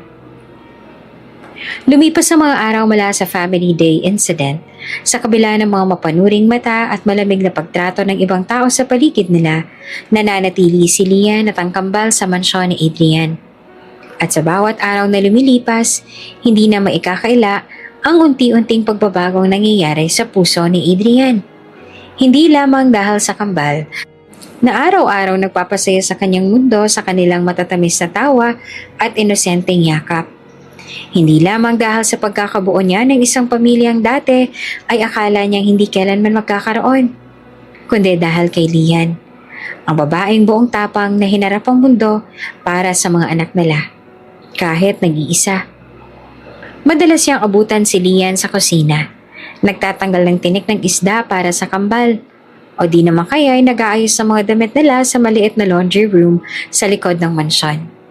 Simple lamang ang kilos ni Lian. Walang arte, walang reklamo. Pero sa bawat pagngiti niya, sa bawat mahinhing pagtawa, parang may bahagyang liwanag na pumupuno sa malamig na tahanan ni Adrian. Unti-unti, napapansin ni Adrian ang maliliit na bagay na dati hindi niya pinapansin sa ibang babae. Ang paraan ng pagyuko ni Lian kapag nahihiya. Ang marahan nitong pagpisil sa kamay ng kambal kapag natatakot sila. At higit sa lahat, ang lakas nito na bumangon araw-araw kahit napakarami pang pinagdadaan ng sakit. Isang hapon, nadatnan niya si Lian sa hardin. Pinagmamasdan sina Liam at Leia na abalang naglalaro ng habulan sa gitna ng mga halamanan. Nasa gilid lamang si Lian, nakaupo sa lumang wooden bench. Hawak ang hinahabing scarf na nilabhan niya kanina. May malalim na ngiti sa kanyang labi. Payapa, totoo. Hindi na nakatiis pa si Adrian. Lumapit siya sa bae, dahan-dahan at halos nanginginig ang dibdib. Umupo siya sa tabi nito, bahagyang malapit pero hindi sa pilitan. Wala akong nakitang ganito noon dito. Sabi niya, tinutukoy ang masiglang sigla ng hardin. Napalingon si Lian, nagtatakang ngumiti. Baka kasi dati, walang mga batang tumatakbo at sumisigaw. Tumawa si Adrian, isang tawa na matagal niya nang hindi naramdaman mula sa puso niya. Salamat, bigla niyang sabi, seryoso ang tono. Napakunot naman ang noo ni Lian. Para saan? Para sa kanila. Turo niya kina Liam at Leia na masaya nagtatakbuhan. At para sa'yo, sa pagbabalik ng buhay dito sa bahay na to. Hindi naman nakasagot si Lian. Hindi niya inaasahan na makakarinig ng ganitong mga salita mula kay Adrian. Mabilis siyang yumuko at pilit tinatago ang namumulang pisngi. Simula noon, mas dumala sa mga simpleng pag-uusap nila. Kasama si Adrian tuwing nag-aalmasal ang kambal. Siya ang naghahatid kay Leia sa maliit na preschool na nahanap nila. Siya rin ang nagtuturo kay Liam ng basic basketball moves tuwing hapon sa bakuran. Minsan, hindi niya na namamalayan. Pinagmamasan niya si Lian habang nagbubuhol-buhol ng buhok ni Leia o habang tinutulungan si Liam magsuot ng sapatos. At sa bawat simpleng eksena, isang katotohanan ang lalong sumiksik sa kanyang puso. Mahal niya si Lian. Hindi dahil sa pagkakautang na loob, hindi dahil sa kambal, hindi dahil sa konsensya, kundi dahil sa mismong siya. Si Lian, ang babaeng matapang, marangal at may pusong kayang magmahal nang walang hinihinging kapalit. Ngunit sa kabila ng nadarama niya, may pumipigil pa rin kay Adrian. Alam niyang hindi ganun kadali. Hindi isang simpleng desisyon ang mahalin ng isang taong minamaliit ng kanyang mundo. Hindi basta-basta ang magiging laban nila. At higit sa lahat, ayaw niyang isipin ni Lian na naaawa lang siya. Ayaw niyang maramdaman ng babae na minamahal siya dahil sa obligasyon. Gusto niyang pagdating ng araw na sabihin niya ang totoo niyang nararamdaman. Malinaw ito, walang bahid ng pagsisisi. Samantala, si Lian naman bagamat unti-unti rin nahuhulog sa kabaitan at pag-aalaga ni Adrian, pilit pinipigilan ng kanyang puso. Ayaw niyang umasa. Ayaw niyang masaktan. Alam niya kung gaanong kalawak ang pagitan ng mga mundo nila. Si Adrian, isang doktor. Isang anak ng mayamang angkan. Isang lalaking pinangarap ng marami. At siya ang dating mahirap na babae ay isang inang nagpalaki ng kambal sa gitna ng gutom at kahihiyan. Paano sila magkakaroon ng pag-asa? Isang gabi habang tulog ang kambal, bumaba si Lian sa kusina para uminom ng tubig. Laking gulat yan nang matatnan doon si Adrian. Nakaupo sa harap ng maliit na mesa. Nakahawak sa isang tasa ng kape. Nakatulala sa kawalan. Hindi niya namalayan ang paglapit ni Lian. Adrian? Mahinang tawag niya. Nagangat ng ulo si Adrian, napangiti ng pagod ngunit totoo. Pasensya ka na, hindi ako makatulog, sabi niya sabay alok ng isang tasa. Tumango naman si Lian at umupo sa tapat niya. Tahimik silang nagkape. Walang ibang naririnig kundi ang mahinang tikatik ng ulan sa labas ng bintana. At sa katahimikang iyon, naramdaman nilang dalawang koneksyon. Hindi na lang bilang magulang ng kambal, kundi bilang dalawang pusong unti-unting natututong muli kung paano magmahal. Sa loob ng malamig na mansyon, sa ilalim ng mapayapang gabi, isang hindi inaasahang pag-ibig ang unti-unting umusbong. Isang pag-ibig na pilit mang itago ay kusang sumisibol sa mga pusong minsan nang nasaktan at iniwan ng mundo. Muling bumalik sa dating ritmo ang buhay sa mansyon pagkatapos ng family day. Bagamat malamig pa rin ang trato ng ilan sa kanila, mas naging tahimik ang bulungan. Marahil, dala ng matapang na pagtatanggol ni Adrian kay Lian at sa kambal. Sa gitna ng mga maliliit na tagpo ng kasiyahan at pag-asa, dumating ang isang araw na gugulo sa katahimikan ng kanilang mundo. Isang bisita ang biglang dumating, hindi inaasahan, hindi inaanyayahan. Si Doktora Maxine Salvador. Nasa garden si Lian. Nagdidilig ng mga bulaklak habang naglalaro ang kambal sa malapit. Nang biglang sumulpot ang isang mamahaling sports car sa driveway ng mansyon. Bumaba si Maxine. Naka-killer heels. Suot ang isang designer dress na hindi mo maisipang pang araw-araw lamang. Kompleto pa sa designer shades na nilagay niya sa buhok para ipakitang hindi niya kailangan ng araw para sumikat. Hindi mapigilang mapatitig si Lian. Sino ba siya? Saglit pa, lumapit si Manang Delia at bumulong sa kanya. Si Doktora Maxine po. Dati pong malapit kay Sir Adrian. Parang may malamig na hangin na dumaan sa pagitan ng mga halaman. Walang pasabing pumasok si Maxine sa loob ng mansyon. Parang pagmamay-ari pa niya ang lugar. Napalingon na lamang si Adrian mula sa kanyang ginagawa sa opisina nang bumungad si Maxine. Adrian! Bungad ng doktora, sabay lapit at akmang yayakapin si Adrian, ngunit maagap itong umilag. Bahagyang inilayo ang sarili. Maxine, anong ginagawa mo dito? Malamig ang boses ni Adrian. Ngumiti si Maxine. Ang uri ng ngiting peke at puno ng intensyon. Nabalitaan kong may mga bago kang kasama dito. Namiss din naman kita, you know? Tinitigan siya ni Adrian ng diretsyo. Wala siyang interes sa drama ni Maxine. Samantala, mula sa gilid ng hallway, lihim namang nakamasid si Lian. Hindi niya intensyong makinig, ngunit hindi niya mapigilan ang sarili. Pakiramdam niya kahit hindi niya gusto, kailangan niyang malaman kung sino si Maxine sa buhay ni Adrian. Maxine, kung may kailangan ka sabihin mo na. Diretsyong sabi ni Adrian. Napangiti ang doktora. Tumigil ka naman, concerned lang ako. Lalo na ngayon na parang bumababa na naman ang standards mo. Maliit ang tinig niya, ngunit matalim. Nanlaki ang mga mata ni Adrian sa sinabi ng babae. Bumaba ang standards ko. Ulit niya na may diin sa bawat salita. Nagkibit balikat lamang si Maxine. Come on, Adrian. Tinan mo nga ang babaeng yan. Walang pangalan. Hindi galing sa kilalang pamilya. Tapos bigla mo na lang pinatira dito kasama ng mga batang hindi ka man lang sigurado kung sa'yo ba talaga. Hindi na napigilan ni Lian ang mapahigpit ang hawak sa palda niya. Masakit. Napakasakit pakinggan. Tumaas ang boses ni Adrian. Bahagyang narinig sa buong bahay. Anak ko mga bata, Maxine.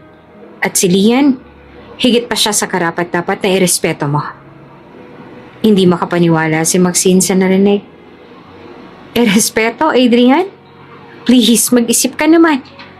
Paano ko naman titingalain ang mga tao kung ang kasama mo Hindi na siya pinatapos pa ni Adrian. Mabuti pa umalis ka na, Maxine. Matigas na sabi niya. Wala ka ng lugar dito. Kitang-kita sa mukha ni Maxine ang pagkapahiya at galit. Hindi niya na nagawang ipagpatuloy ang pagmamataas. Mabilis siyang naglakad palabas ng mansyon at iniwan si Adrian na galit at si Lian na nakatago pa rin sa anino ng hallway. Pagkatapos ng ilang minuto, lumapit si Adrian kay Lian na ngayon ay nakaupo sa isang bench sa gilid ng hallway. Tahimik at nakayuko. Narinig mo ba? Tanong ni Adrian at bahagyang paos ang boses. Tumango si Lian at hindi makatingin sa kanya. Umupo si Adrian sa tabi niya. Marahan, puno ng pag-iingat. Lian, mahina niyang simula. Pasensya ka na. Hindi mo dapat marinig yon. Hindi ka dapat ginaganon. Umiling si Lian, pinipigilan ng pag-iyak. Hindi ko naman sila masisisi. Mahina niyang sabi. Hindi ako kabilang dito. Alam ko yon, Adrian. Hinawakan ni Adrian ang kamay niya ng mahigpit, ng mainit. Pero ikaw ang pinili ko. Bulong niya. Kahit buong mundo pang humusga, ikaw at ang mga anak natin ang mahalaga sa akin.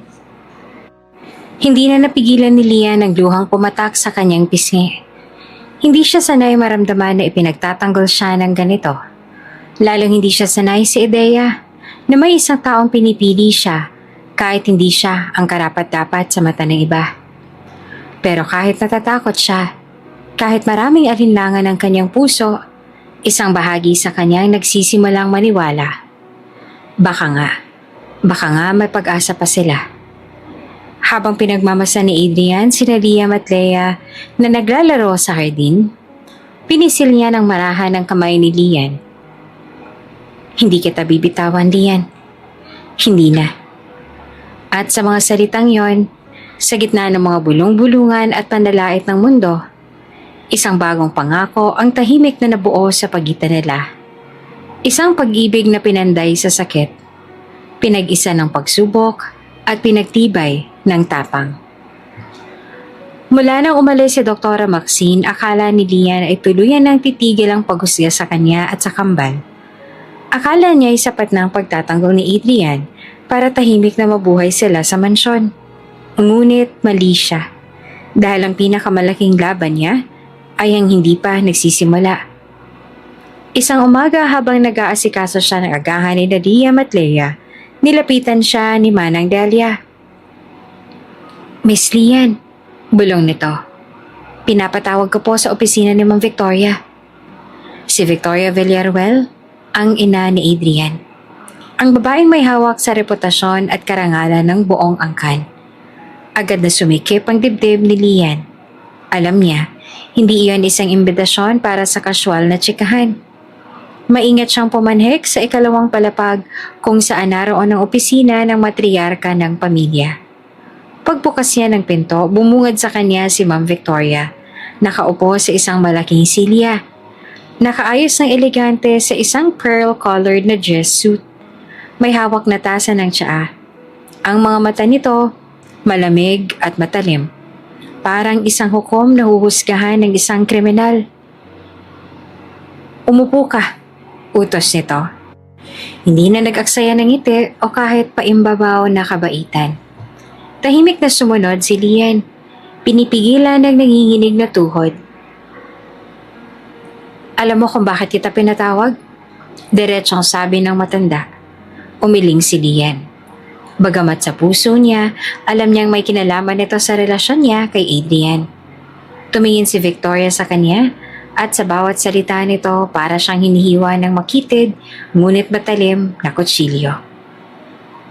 Hindi kita minamaliit, iha. Simulang wika ni Victoria. Ngunit baka sa tono ang kabaligtaran. Pero dapat mong malaman na ang mundong ginagalawa ng anak ko ay hindi para sa'yo. Napalunok si Lian, ngunit pinili niyang manatiling tahimik. Ipinagtanggol ka niya sa mga tao. Patuloy ni Victoria. Pero hindi mo ba naisip kung anong kahihiyan ang dinaranas niya? Ang mga bulong-bulungan sa ospital, sa pamilya, sa lipunan. Umigting ang sakit sa dibdib ni Lian, ngunit mahigpit niyang kinulong ang kanyang damdamin sa loob ng katahimikan. Ang pamilya Villaruel, dagdag pa ni Victoria. May reputasyon silang inaalagaan sa mga nakalipas na henerasyon. At ayoko sanang makita itong gumuho dahil lang sa isang insidenteng hindi pinag-isipan. Hindi na kailangan pang ipaliwanag. Alam ni Lian kung anong ibig sabihin ng insidente. Ang gabi nila ni Adrian at ang pagkakaroon niya ng kambal. Ilang ulit mo mang piliting magsumikap, mariing sabi ni Victoria. Hindi ka magiging sapat para kay Adrian. Hindi ka kailanman magiging sapat para sa pangalan namin. Huminga ng malalim si Lian. Ano ang gusto niyong mangyari? Mahinahong tanong niya. Bagamat nanginginig ang kanyang puso. Naglabas si Victoria ng isang envelope mula sa drawer. Inilapag ito sa mesa sa pagitan nila. 5,000,000 piso, sabi ni Victoria at malamig ang tinig. Iwan mo si Adrian. Dalhin mo ang mga bata. Bibigyan ka namin ng buwanang sustento. Siguraduhin mo lang na hindi ka na kailanman lalapit pa sa kanya. Hindi naman naitago ni Lian ang pagkabigla. 5,000,000 piso. Isang halaga na hindi niya kailanman pinangarap hawakan sa kanyang kamay. Isang halaga na maaaring magbigay ng magandang buhay sa kanyang kambal. Pangmatagalang seguridad. Pangarap na bahay. Mabuting edukasyon. Pero kasabay ng alok na yon, isang sugat ang muling ibinaon sa puso niya. Ang pakiramdam na isa lamang siyang hadlang. Isang dungis sa puting reputasyon ng mga Villarreal. Isang babae na kailangang itaboy, kapalit ng salapi. Pinagmasdan niya ang envelope. Napakabigat ng paghawak niya rito. Para bang sa simpleng pagdampi ng kanyang kamay, ibebenta niya ang sarili niyang dangal. Umangat ang kanyang tingin. Tuloy-tuloy na tiningnan si Victoria sa mata. Pasensya na po.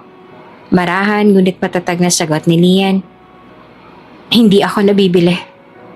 Bahagyang napataas ang kilay ni Victoria. Parang hindi niya inaasahan ang pagsagot ni Lian. Kung gusto niyo po akong lumayo, kailangan niyo pong sabihin kay Adrian mismo. Dagdag niya. Pilit pinipigilan ang nangingilid na luha. Kasi habang hindi niya ako pinapalayas, habang mahalaga ako sa mga anak ko at sa kanya, mananatili ako dito. Tumayo si Lian, hinawakan ng envelope at maingat na inilapag ito pabalik sa mesa. Pagkatapos, buong dignidad siyang naglakad palabas ang opisina. Hindi lumingon, hindi nagpakita ng kahinaan. Paglabas niya sa hallway, doon lang siya huminga ng malalim. Pinakawala ng bigat na kanina pa niya pinipigil. Hindi niya alam kung saan siya humuhugot ng lakas. Hindi niya alam kung hanggang kailan niya kakayanin ang ganitong laban. Pero isang bagay ang sigurado siya. Hindi niya ipagpapalit ang pagmamahal sa kanyang mga anak sa kahit anong halaga. At hindi siya aalis nang hindi lumalaban. Habang bumalik siya sa kwarto ng kambal, sinalubong siya ng masisiglang tawa ni Liam at Leia. Tumakbo si Leia at niyakap ang kanyang binti, habang si Liam ay nagtatatalon. Hawak ang bagong laruang kotse na ibinigay ni Adrian. Napangiti si Lian at mahigpit siyang niyakap. Para sa kanila, para sa mga muting buhay na walang alam sa mga panghuhusga ng mundo, para sa pagmamahal na tanging sila lang ang tunay na nakakaunawa. Kakayanin niya. Lalaban siya. Sa kabilang dulo ng mansyon, tahimik na nakamasid si Adrian mula sa itaas ng hagdanan. Kita niya kung paanong pinunasan ni Lian ang mga mata niya ng palihim habang nakayakap sa kambal. Hindi niya alam ang buong nangyari. Hindi niya narinig ang mga sinabi ng kanyang ina. Pero sa bawat kilos ni Lian, sa bawat galaw ng babae, isang bagay lang ang alam niya. Hindi niya hahayaang mawala pa si Lian sa buhay nila. Mula noong lihim na pag-uusap nila ni Ma'am Victoria, hindi na naging matahimik ang loob ni Lian. Kahit pilit niyang pinanghahawakan ng kanyang lakas sa harap ng kambal at ni Adrian. Gabi-gabi, sa oras ng katahimikan, nararamdaman niyang bigat ng mundo na dahan-dahan siyang dinudurog. Hindi niya kayang ipagkaila sa sarili niya. Hindi siya kabilang sa mundong ito. At kahit ilang beses pa siyang protektahan ni Adrian, alam niyang hindi maitatago ang kahihiyang idinulot niya sa pangalan ng mga Villarreal. Isang madaling araw, habang mahimbing ang tulog ng mga bata, nakaupo si Lian sa gilid ng kama. Hawak ang maliit na bag kung saan nakapaloob ang kakaunting pera at mga damit nila. Pinagmamasdan niya ang maamong mukha ni Liam at Leia. Mahimbing na natutulog. Walang kamalay-malay sa pasyang niluluto ng kanilang ina. Napaluha siya. Hindi ito ang buhay na gusto ko para sa inyo. Mahina niyang bulong. Kung kailangan nating umalis para hindi tayo tingnan ng parang basura, gagawin ko. Hindi niya sinabihan si Adrian.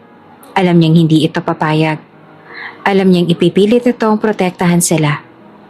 Pero paano kung dumating ang araw na mapagod si Adrian? Paano kung magising ito isang araw at pagsisihan ng lahat? Hindi niya hahayaan na maranasan ng kanyang mga anak ang pagiging tampulan ng hiya sa mundong hindi naman kailanman naging kanila. Pagputok ng araw, maaga siyang nagising. Inihanda ang kambal nang hindi nila namamalayan ang bigat ng kanyang mga kilos. Mag-e-explore lang tayo, ha? Malambing ang sabi kay Liam at Leia habang inaayos ang maliit na lang bag. Masaya pang tumango ang kambal, tuwang-tuwa sa ideya ng bagong adventure. Wala silang kalamalam na iyon ang simula ng muli nilang paglalakad palayo sa isang buhay na muntik na nilang makuha, ngunit hindi para sa kanila. Dahan-dahan silang lumabas sa likod ng mansyon, dumaan sa service gate na dati hindi gaanong binabantayan. Mabilis ang tibok ng puso ni Lian habang binabaybay ang mabato at maputik na likuran. Palayo sa mansyon, palayo sa tahanang minsang nagbigay sa kanila ng pag-asa. Samantala, si Adrian nang magising ng bandang 7:00, agad na hinanap si Lian at ang kambal. Pinuntahan niya ang kwarto nila. Kumatok. Lian? Tawag niya. Walang sumagot. Pumasok siya at agad siyang kinabahan. Walang mga gamit nila. Walang mga maliliit na sapatos ni Liam at Leia sa tabi ng pinto. Wala ang kwaderno ni Leia sa lamesa. Agad siyang bumaba, tinanong ang mga kasambahay. May nakakita ba kay Lian at sa kambal? Nagkatinginan ng mga ito. Umiling ang lahat. Pilit pinakalma ni Adrian ang sarili habang mabilis na bumunot ng cellphone. Tinawagan niya si Lian pero hindi ito sumasagot. Tinext niya. Tinawagan ulit. Wala. Parang hinigop ng lupa ang 3 pinakamahalagang tao sa buhay niya. Lumabas siya ng mansyon. Sinuwid ang paligid. Nagpunta siya sa mga karatig barangay, sa mga terminal, sa simbahan kung saan minsang dinala ni Lian ang kambal. Wala. Habang nagmamaneho siya sa highway, kinakausap niya ang sarili. Bakit, Lian? Bakit ka umalis na hindi mo lang nagsabi? Alam niyang may nangyari. Hindi ito basta-basta pag-alis. Lian was not the type to abandon security unless she was deeply hurt or afraid. At kahit hindi pa niya alam ang buong katotohanan, dama niya, may kinalaman dito ang kanyang ina. Samantala si Lian kasama ang kambal, nakarating na sa isang maliit na bayan sa probinsya. Malayo ito sa syudad. Nangungupahan sila ngayon sa isang maliit na kwarto sa itaas ng isang sari-sari store. Mababa ang kisame. Mainit at amoy usok ng kusina. Pero para kay Lian, ito na ang bagong simula. Simple, tahimik, walang nanghuhusga. Sa maliit na kutsyon, pinapanood niya sina Liam at Leia na naglalaro ng mga lumang laruan. Kahit kapos, kahit mahirap, masaya pa rin ang kambal. Pero sa puso ni Lian, may hindi maitatagong lungkot. May kulang. Hindi niya maikakaila sa sarili na sa kabila ng lahat, hinahanap-hanap niya ang presensya ni Adrian. Ang kanyang mga tawa, ang init ng kanyang mga kamay sa mga gabi ng lamig, ang mga titig na puno ng pag-asa at pangako. Isang gabi, habang yakap-yakap niyang kambal, lumuha si Lian. Patawad, Adrian. Bulong niya sa hangin. Hindi ko kayang sirain ang buhay mo. Hindi ko kayang maging sanhi ng kahihiyan mo. Inakala niya ang tama ang kanyang desisyon. Pero, bakit ganito ang sakit? Bakit parang hindi kompleto ang kanyang mundo? Sa kabilang dako, si Adrian hindi tumigil sa paghahanap. Naglagay siya ng private investigator. Pinagtanong niya ang mga terminal, ang mga ospital, ang mga simbahan, lahat ng lugar kung saan maaaring magtago ang isang babaeng may dalang kambal. Hindi siya papayag na mawala sila. Hindi niya hahayaang basta na lang lumayo si Lian at ang mga anak nila. Hindi niya hahayaang mamuhay sila sa takot, sa kahirapan, sa panghuhusga ng mundo. Hindi na. At sa ilalim ng parehong langit, habang nagdurusang dalawang pusong pilit nagpapakatatag, ang kapalaran ay tahimik na naghahanda ng paraan upang muli sila ay pagtagpuin. Dahil ang mga pusong itinakda para sa isa't isa, kahit ilang ulit mang lumayo, ay palaging mahahanap ang daan pabalik sa tamang oras, sa tamang pagkakataon. Lumipas ang mga araw ngunit hindi tumigil si Adrian sa paghahanap kina Lian, Liam at Leia. Bawat umaga, siya ang unang bumabangon para personal na dumaan sa mga terminal, ospital, simbahan at kahit sa mga palengke. Nagbabaka sakaling makakita ng bakas ng mag-iina. Bawat gabi naman, bumabalik siyang pagod, gutom at puno ng kaba. Pero hindi siya sumusuko. Dala niya sa wallet ang litrato ng kambal habang sa kanyang puso, buo ang pasya. Hindi siya titigil hanggat hindi niya sila muling nakikita. Nang araw na yon, nakaupo siya sa loob ng kotse sa harap ng isang maliit na karinderya. Humihigop ng mapait na kape. Bitbit niya ang listahan ng mga natanungan. Lahat puro walang nakita. Puro hindi kilala. Napapikit siya at napahawak sa sentido. "Nasaan kayo, Lian?" Bulong niya. Parang nawawalan siya ng pag-asa. Ngunit sa gitna ng kanyang pagkalugmok, dumating ang isang tawag mula sa isang private investigator na inupahan niya.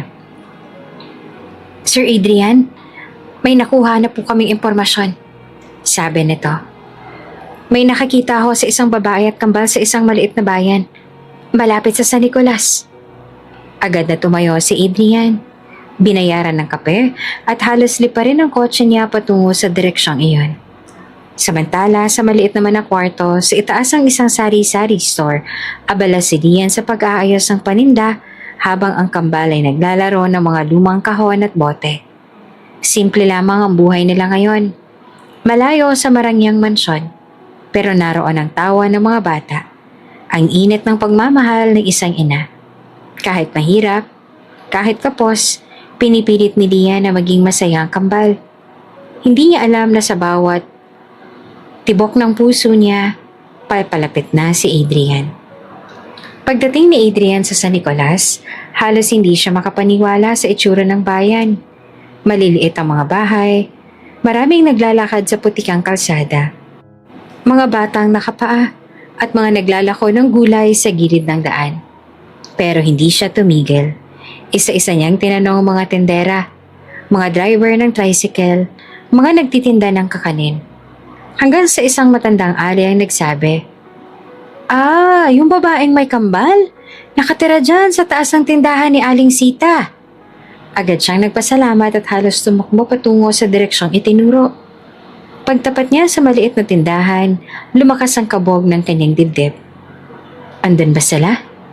Kumabog ang kanyang puso habang umaakyat siya sa maikling hagdan ng lumang building. Pagdating sa taas, natigilan siya. Sa maliit na terrace, nakita niya si Lian. Nakasuot ng simpleng duster, hawak ang isang basket ng mga gulay. Habang pinagmamasdan sina Liam at Leia na abalang naglalaro, parang bumagal ang oras. Parang lahat ng paghihirap niya sa paghahanap, lahat ng galit at lungkot ay naglaho sa isang iglap nang makita niya silang buo at tigtas.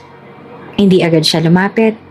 Sandali niyang pinanood si Lian, ang kanyang simple ngunit magandang ngiti habang tinuturo si Liam kung paanong bumuo ng bahay-bahayan gamit ang mga kahon.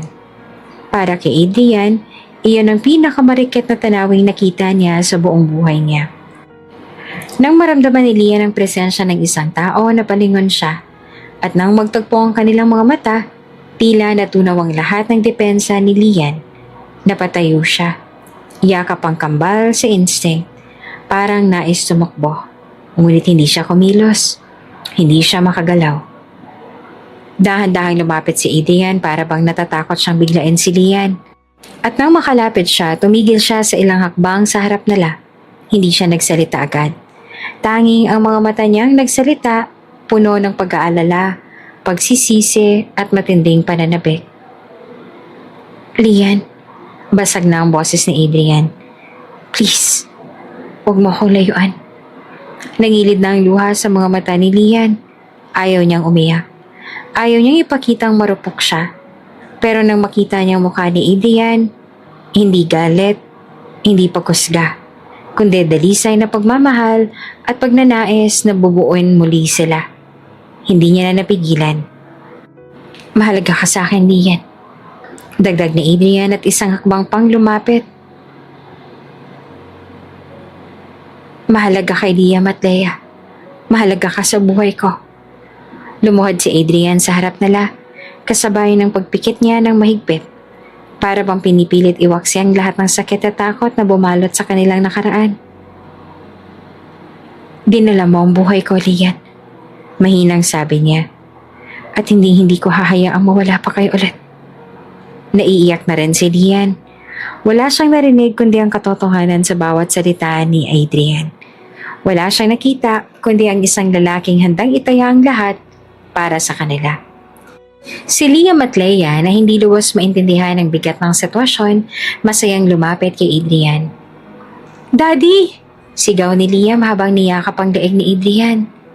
Daddy! Daddy! Sabay na sabi naman ni Leia, sabik na nakipaghabulan sa kanya. Natawa na lamang si Adrian. Tumulo ang luha sa kanyang mga mata habang mahigpit na niyayakap ang kambal. At si Lian, sa wakas, pinakawalan na ang mga luhang kanina pa niyang pinipigilan. Hindi na sila kailangang magsalita pa ng mahaba. Ang mga yakap, mga luha, at ang tibok ng kanilang mga puso ang nagpatunay. Narito pa rin ang pagmamahal. Narito pa rin ang pag-asa. At ngayon, magkasama na silang muli. Matapos ang emosyonal na pagkikita, hindi na nag-aksaya pa ng oras si Adrian. Hinawakan niya ang kamay ni Lian ng mahigpit. Para bang ayaw niya nang hayaang mawala pa ito sa kanya. Uuwi na tayo, Lian. Malambing, ngunit puno ng pakiusap ang boses niya. Napatingin si Lian sa mga anak, masayang-masayang naglalaro sa maliit na sulok ng sari-sari store. Sa loob ng ilang araw ng paglalayo nila, nasanay siyang maging matatag. Nasanay siyang sandigan ng kambal. Pero ngayon, sa pagdating ni Adrian, dala ang pagmamahal at pangakong hindi na sila iiwan, hindi niya maikakailang isang bahagi ng puso niya ang sabik na sabik bumalik. Hindi naging madali ang desisyon. Kinagabihan, habang mahimbing na natutulog sina Liam at Leia, magkatabi silang dalawa ni Adrian sa maliit na terrace ng inuupahan nilang kwarto. Tahimik na tanaw ni Lian ang madilim na kalangitan.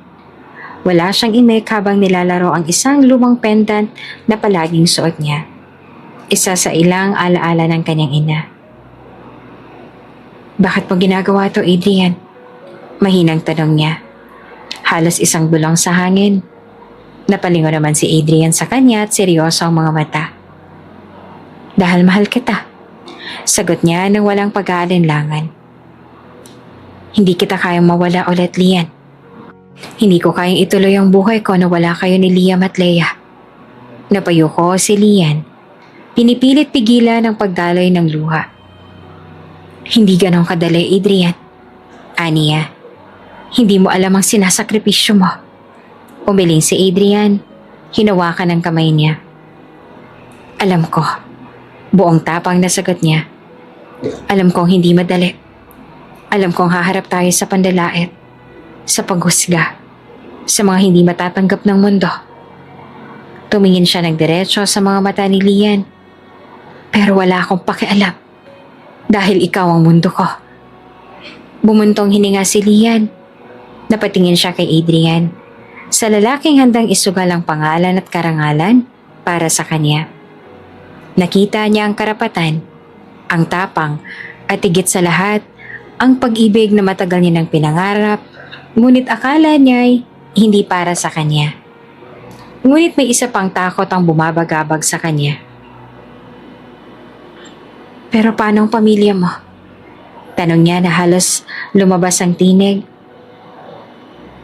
Ang mga magulang mo, ang mga kaibigan mo, hindi nila matanggap ang katulad ko. Hinawakan ni Adrian ang kanyang mga palad. Marahan, ngunit matatag. Silang matututo, sagot niya. Akong hindi. Hayaan na natin sila. Tumingin siya kay Lian na may buong tapang at determinasyon. Ang mahalaga sa akin ay ikaw at ang mga anak natin. Tahimik lamang si Lian. Maraming emosyon ang bumabagabag sa kanyang puso. Takot, saya, pagdududa, pag-asa. Hanggang sa marahan siyang niyakap ni Adrian. Sa init ng yakap nito, naramdaman niyang unti-unting natutunaw ang lahat ng takot sa kanyang dibdib. Kung noon pinili niyang lumaban mag-isa, ngayon may kasama na siya. Isang lalaking handang magsimula ng panibagong buhay kasama siya. Kinabukasan matapos ipaliwanag ni Adrian ang lahat kay Aling Sita, nagpasalamat si Lian sa matanda at nagpaalam. Bitbit nila ang kaunting damit at mga laruan ng kambal. Muli silang sumakay sa kotse ni Adrian. Ngunit sa pagkakataong ito, hindi na may takot o alinlangan sa puso ni Lian. Bagkos, puno siya ng bagong pag-asa. Habang nakasandal siya sa upuan, pinagmamasan niya si Adrian na nagmamaneho habang abala ang kambal sa likod. Kinakausap ang isa't isa. Hindi niya mapigilang mapangiti. Adrian, may hinang tawag niya habang binabaybay nila ang highway pabalik sa syudad. Sagot naman ng lalaki na nakangiti habang hawak ka manibela. Sigurado ka ba talaga sa ginagawa natin? May bahid pa rin ng takot sa tinig niya. Tumingin si Adrian sa kanya. Saglit na iniangat ang kamay ni Lian at tinalikan niyon sa likod ng palad. Oo, buong puso niyang sagot. Wala akong mas gustong gawin kundi buuin ang pamilya natin. Pagbalik nila sa mansyon, sinalubong sila ni Manang Delia at ng ilang kasambahay. Nagulat ang lahat sa muling pagbabalik ni Lian, Liam at Leia. May ilan na hindi maitago ang bulungan, ngunit sa presensya ni Adrian, walang nangahas magsalita.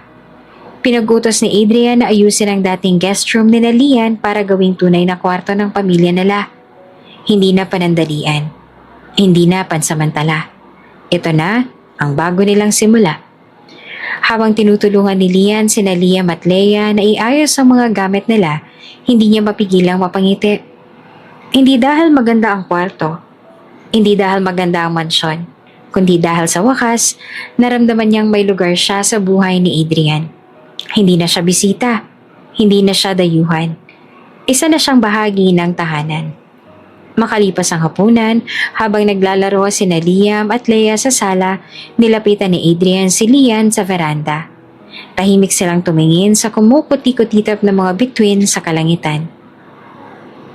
Lian, marahan niyang tawag na puno ng damdamin. Pagharap ni Lian, nakita niya si Adrian, nakaluhod sa harap niya. Hawak ang isang maliit na kahon. Bumukas ito at tumambad ang isang simpleng singsing. Walang labis sa kinang, pero puno ng kahulugan. Will you marry me? Mahina ngunit matatag na tanong ni Adrian. Hindi na nakagalaw si Lian. Parang huminto ang mundo niya. Lahat ng sakit, lahat ng luha, lahat ng pagsubok, parang nagkulay abo sa paligid. At ang tanging kulay lamang na naiwan ay ang liwanag ng pagmamahal ni Adrian. Lumuhod si Lian, napaluha, at marahan niyang iniabot ang kanyang kamay. Oo, Adrian. Sabi niya tumagulhol ngunit nakangiti. Oo. Tumayo naman si Adrian at mahigpit siyang niyakap. Hindi kailanman naging madali ang landas nila. Maraming sugat, maraming luha. Pero sa huli, pinili nila ang isa't isa. At iyon ang pagmamahal na walang makakabasag. Mabilis sa mga sumunod na araw matapos ang pag-oo ni Lian kay Adrian. Isang simpleng kasal ang kanilang plenano. Malayo sa ingranding seremonya inaasahan ng mga Villarreal, ngunit puno ng pagmamahal at katotohanan. Walang malaking tarpaulin, walang malaprinsesang gown, walang mahabang listahan ng mga bisita. Ang nais lamang ni Adrian at Lian, isang payak, taimtim at totoong seremonya kung saan ang pangunahing saksi ay ang mga anak nilang sina Liam at Leia. Maagang nagising si Lian sa araw ng kasal. Sa kwarto niya, isang simpleng puting bestida ang nakasabit. Hindi ito mamahalin, ngunit malinis at elegante. Ang buhok niya, siya mismo ang nag-ayos. Simpleng nakapusod. May ilang hiblang hinayaang bumagsak sa gilid ng kanyang muka. Habang nakaharap siya sa salamin, hindi niya mapigilang mapangiti. Hindi niya akalain na darating ang araw na ito, na siya, isang simpleng babae mula sa kahirapan, ay magiging nobya ng lalaking minahal niya ng buong puso. At higit sa lahat, magiging asawa ng ama ng kanyang mga anak. Sa kabilang bahagi naman ng mansyon, abala si Adrian sa pagsusuot ng kanyang suit. Simple rin, kulay cream na bumagay sa temang pinili nila. Isang kasal ng puso, hindi ng yaman. Habang inaayos niya ang kanyang kurbata, tinapik siya ni Liam sa balikat. "Daddy, pogi ka!" sabi ng bata, sabay tawa. Napahalakak si Adrian at kinarga si Liam. "Kailangan ko bang maging mas pogi para kay mama mo?" Biro niya. Tumango si Liam ng seryoso. "Kailangan kasi ikaw ang prince niya." Natunaw ang puso ni Adrian sa sinabi ng anak. Sa araw na yon, hindi lamang si Liam ang pinapangarap niyang mapasaya, kundi sina Liam at Leia at ang kanyang buong pamilya. Naganap ang kasal sa maliit na chapel sa loob ng estate ng mga Villarreal. Isang tahimik at makasaysayang lugar na madalas hindi pinapansin ng mga engranding okasyon ng pamilya. Sa gitna ng simpleng altar, may mga puting rosas at kandila. Hindi kasing silaw ng mga kasalang kilala niya noon, pero para kay Adrian, ito ang pinakamarikit na kasal na maaari niyang hilingin. Isa-isang dumating ang mga piling mga bisita.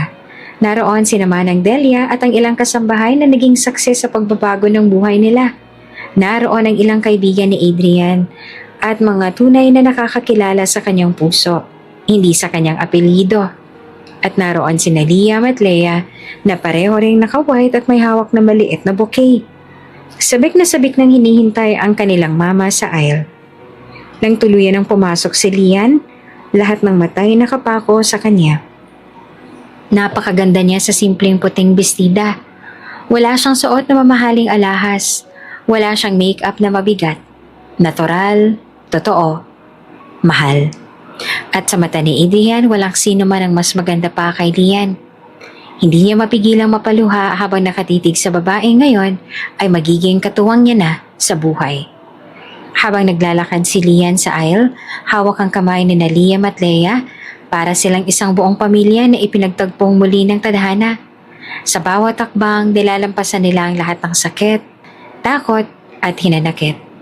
At sa pagsapit nila sa altar, sinimula nila ang panibagong yugto ng kanilang buhay magkasama. Simple lamang ang seremonya. Hindi magarbo ang mga bulaklak. Hindi maingay ang musika.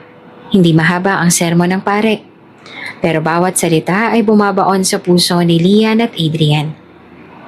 Sa hirap at ginhawa, sa sakit at kaligayahan, ikaw lamang. Mahina ngunit matatag na sabi ni Adrian habang inilalagay ang singsing sa daliri ni Lian. Nangingilid ang luha ni Lian habang sinusumpa rin niya ang kanyang pag-ibig. Sa hirap at ginhawa, sa anumang laban, ikaw at ang mga anak natin ang pipiliin ko. Pagkatapos ng seremonya, isang simpleng salo-salo ang inihanda sa likod ng chapel. May mga lutong bahay na pagkain, mga kakanin, at isang maliit na cake na may nakasulat na, "Mahal kita," sa ibabaw. Habang kumakain ng mga bisita, abala naman sina Liam at Leia sa pagtakbo-takbo sa paligid. Masayang-masaya sa bagong simula ng kanilang pamilya. Ngunit habang abala ang lahat sa kasiyahan, may isang lalaking matagal nang nakaupo sa gilid. Hindi halos nagsasalita. Siya, ang chairman ng Villarreal Hospital. Isang matandang lalaking may makapangyarihang presensya. Tahimik niyang pinagmasdan si Lian. Hawak-hawak ang kanyang tungkod. Hindi maalis ang pagkakatitig sa suot nitong kwentas. Ang kwentas, isang pamilyar na alahas na minsang ibinigay niya sa babaeng minahal niya noong kabataan niya. Ang babaeng matagal niya nang hinanap ngunit hindi kailanman nakitang muli. Imposible. Mahinang bulong niya sa sarili. Hindi niya mapigilang tumayo. Hawak ang kanyang dibdib habang pinagmamasdan si Lian. Ang babaeng tila larawan ng isang nakaraan na inakala niyang tuluyan ang nawala. Isang matinding kaba ang bumalot sa kanya. Hindi siya makapaniwala. Hindi niya alam kung paano pero naramdaman niya. May malalim na koneksyon si Lian sa kanyang nakaraan. At sa pag-ikot ng mga pangyayari, alam niyang hindi matatapos ang araw na iyon na hindi lumalabas ang katotohanan. Malamig ang hangin na humaplos sa gabi ng kasal ni na Adrian at Lian.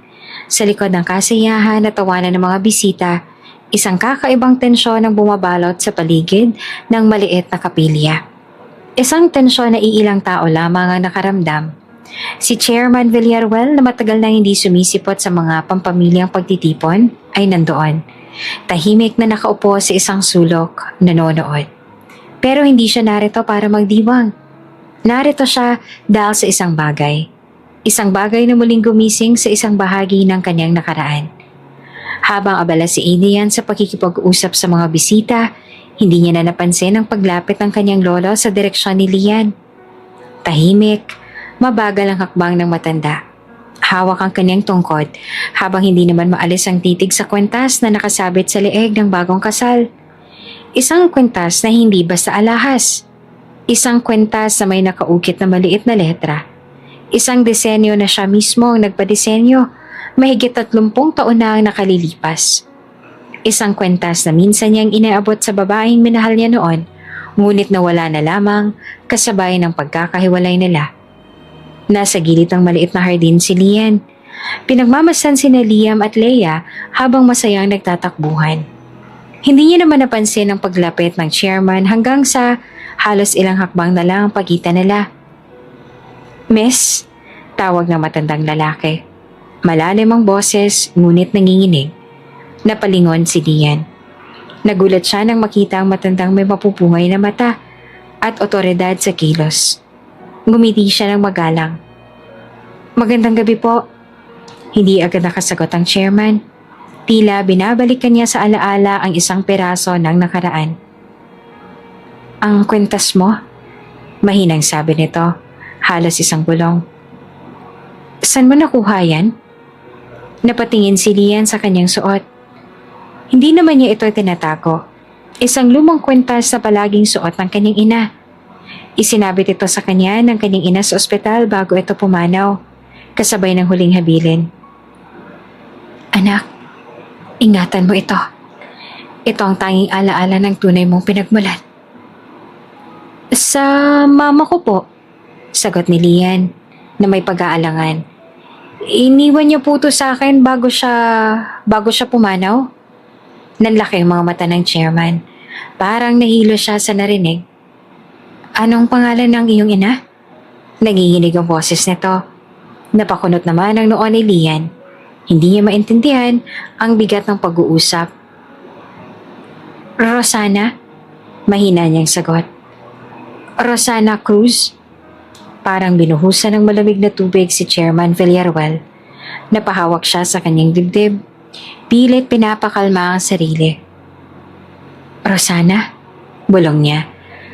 Ang babaeng iniwan niya noon dahil sa sapilitang kasunduan ng kanilang pamilya para ipakasal siya sa anak ng mayamang angkan. Ang babaeng kanyang minahal higit pa sa kanyang sariling buhay. Ang babaeng hindi niya na nakita muli pagkatapos ng isang gabing puno ng luha at pamamaalam. Ikaw ang anak ko." Garalgal na sabi ng matanda. Napatda naman si Lian. Ano pong sinasabi ninyo?" Lumapit si chairman at nangingilid ang luha.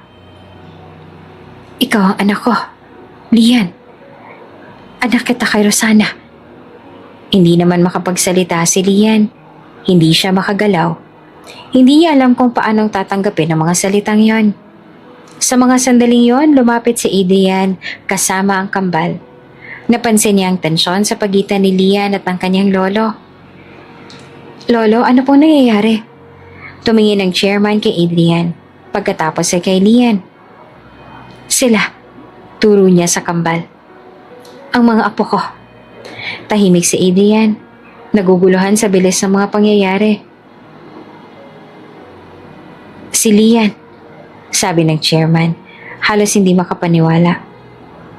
ay anak ko sa babaeng minsan ko minahal. Ang babaeng kailanman hindi ko nakalimutang hanapin. Nanginginig si Lian. Pinilit niyang iproseso ang lahat. Buong buhay niya iniisip niyang ulila siya. Walang koneksyon sa mga matataas at makapangyarihan. Ngunit ngayon narito na ang katotohanan, hindi niya alam kung paano tatanggapin.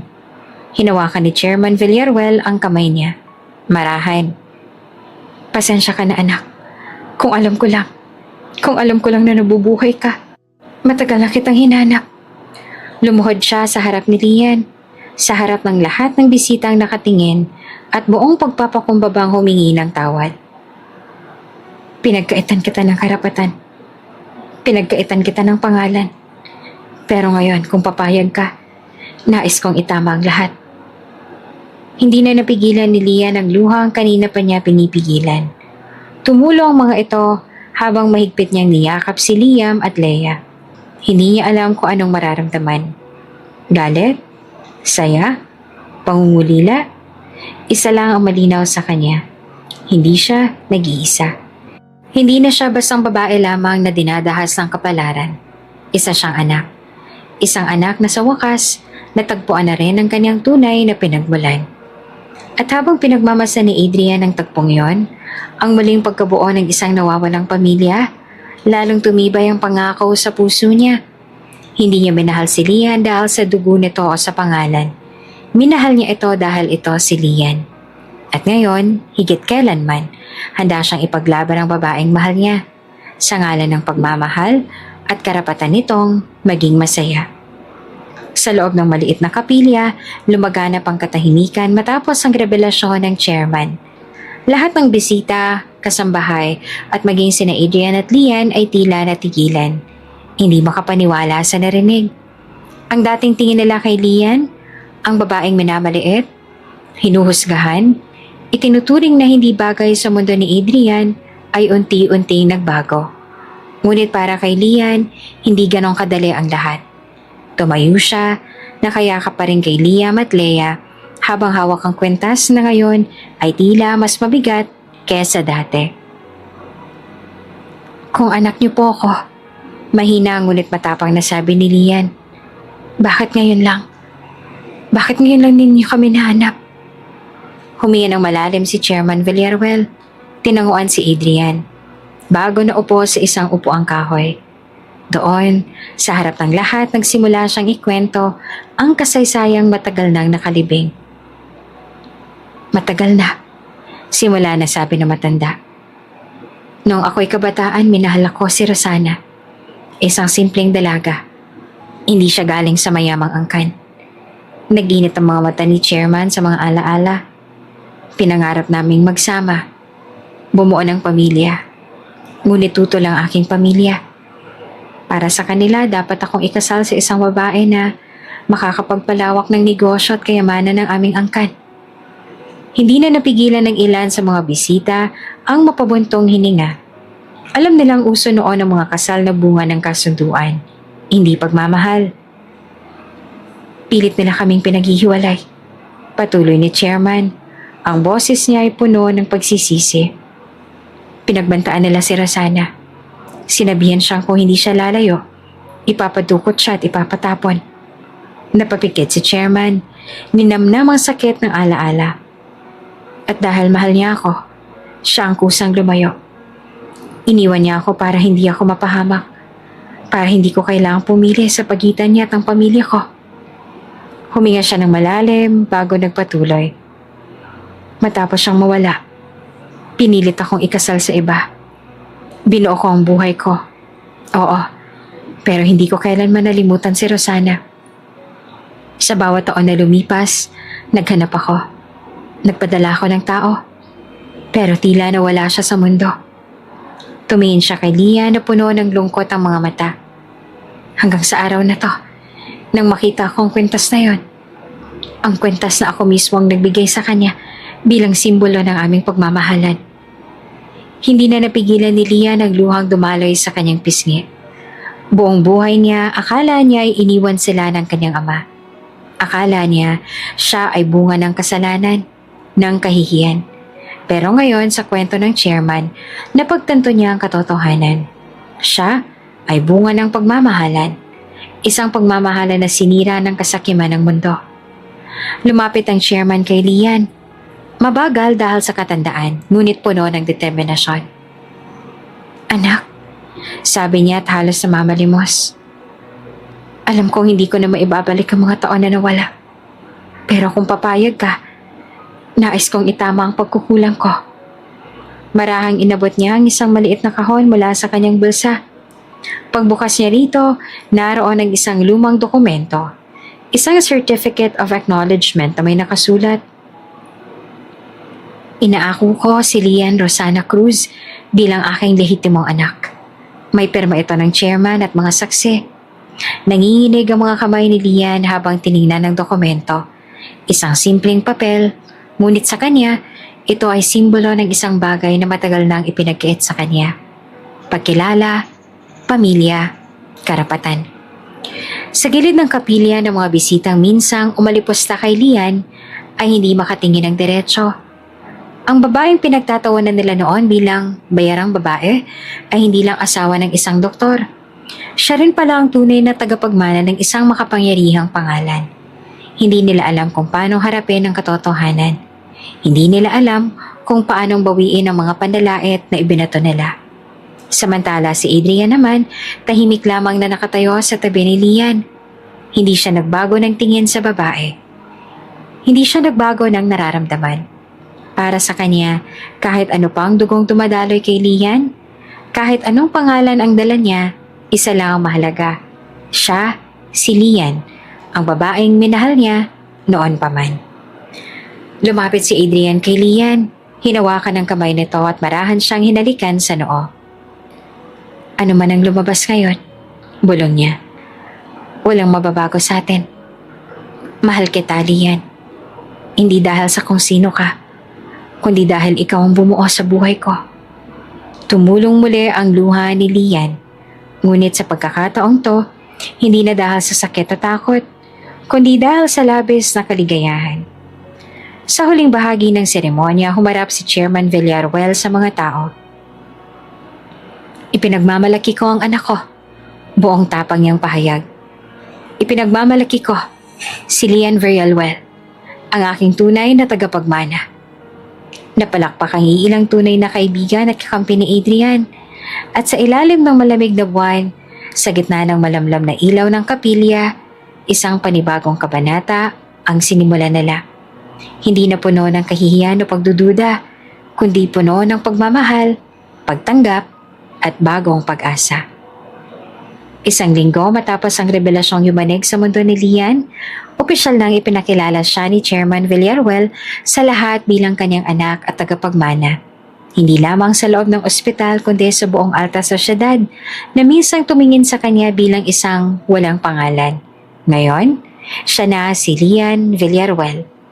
Ngunit higit pa sa pagbago ng apelyido, higit pa sa yaman at karangyaan, ang tunay na ipinagpapasalamat ni Lian ay ang pagkakabuo ng kanyang pamilya. Isang bagay na kahit kailan, hindi niya kayang bilhin ng kahit gaanong kalaking kayamanan. Isang simpleng pagtitipon na isinagawa sa malaking hardin ng Villarreal Estate upang formal na ipagdiwang ang bagong yugto ng buhay ni Lian. Hindi na ito tulad ng family day noon kung saan siya ay pinagtatawanan at tinitingnan ng mababa. Ngayon, ang bawat pagbate, ang bawat sulyap ay may halong respeto, paghanga at pagkamangha. Ang dating babaeng itinakwil at pinagtawanan, ngayon ay hinahangaan. Habang abala ang mga bisita sa pagtikim ng mga pagkain at pagkuha ng retrato, nakatayo si Lian sa gitna ng hardin. Suot ang isang elegante ngunit simple pa ring puting bestida. Hawak niya ang kamay ni Adrian, habang sa kabilang kamay naman ay kinakalang siya ni Leia. Habang si Liam ay nakayakap sa kanyang binti. Parang isang perpektong larawan ng isang pamilyang pinagbuklod ng pagmamahal at tadhana. Lumapit si Chairman Villaruel at dahan-dahan dahil sa katandaan, ngunit puno ng ngiti ang muka. Anak, sabi niya kay Lian, handa ka na bang tanggapin ang lahat ng karapatan mo bilang Villaruel? Tumingin si Lian kay Adrian, Pagkatapos ay sa kanyang kambal, ngumiti siya ng buong puso. Handa po ako, Papa. Sagot niya. Ang unang beses na tinawag niya ito sa ganoong paraan. Napaluha naman si Chairman. Pinahid ang luha sa gilid ng kanyang mata habang yakap-yakap ang kanyang anak. Hindi naman napigilan ng mga bisitang mapalakas ang palakpakan. Hindi dahil sa kayamanan o kapangyarihan na ngayon ay hawak ni Lian, kundi sa katotohanang kahit sa gitna ng lahat ng pagdurusa, may mga kwentong nagtatapos sa liwanag.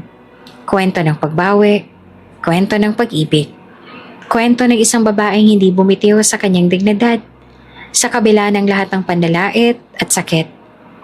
Habang nagpapalitan ng kwento ang mga bisita, lumapit si Dr. Maxine, ang babaeng minsang nanghama kay Lian.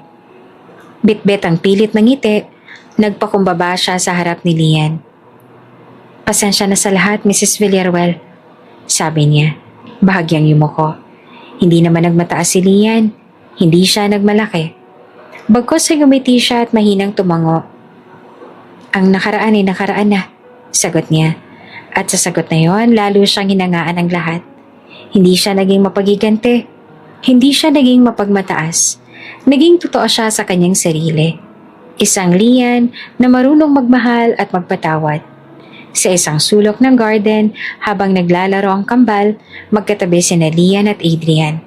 Tahimik sila nakaupo sa ilalim ng punong mangga na paborito ni Liam at Leia. Ngayon, kompleto na tayo. Bulong ni Adrian habang nakapatong ang kamay sa tiyan ni Lian. Ngumiti naman si Lian sabay bulong. Oo, lalo na't may parating pa tayong bagong miyembro ng pamilya. Napatayo si Adrian sa gulat. Nanlaki ang mga mata. Buntis ka ulit? Halos pasigaw niyang tanong na puno ng saya. Tumango si Lian at humagikik sa reaksyon ng asawa. Muli silang nagyakap habang sa paligid nila, ang mga ilaw ng hardin ay kumikislap na parang mga bituin sa lupa. Lumapit si Liam at Leia at nagtawanan at yumakap sa kanila. Magkakaroon na kami ng baby brother or sister? Excited na tanong ni Liam. Oo anak, sagot naman ni Lian. Yakap silang tatlo. Ang simpleng pangarap niya noon na magkaroon ng buo at masayang pamilya, ngayon ay nasa kanyang harapan na. Totoo at buo. Muling tiningnan ni Lian ang mga bituin sa langit, kasabay ng paghaplos niya sa maliit na umuusbong na kanyang tiyan. Minsan iniisip niya kung bakit kailangang pagdaanan niya ang lahat ng sakit at paghihirap. Pero ngayon, alam niya na ang sagot.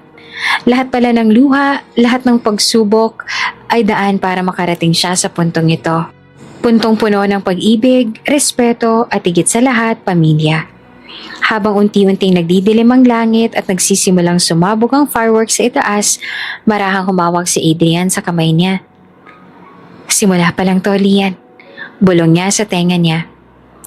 Oo, Adrian. Sagot naman ni Lian. Nakangiti at puno ng pagmamahal. Simula ng panghabang buhay nating pag-ibig. At sa bawat pagputok ng ilaw sa langit, sa bawat hagikik ng kanilang mga anak, at sa bawat tibok ng puso nila para sa isa't isa, sinelyuhan nila ang pangako. Hindi na kailanman mawawala ang pagmamahal na itinaguyod nila sa gitna ng lahat ng unos. Isang bagong simula, isang bagong pag-asa, isang tunay na tahanan.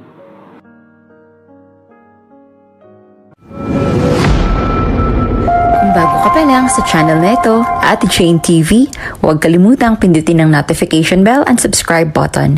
Sana po hindi naman malaking abala sa inyo ang pagpindot ng subscribe button dahil ang kapalit po nito ay ang pagsuporta para makapag-produce ng mga libreng stories sa mga channels ni Ate Jane. Maraming salamat! Grabe naman. Pati dito sa libreng pa-check up may mga dalang bata na mukhang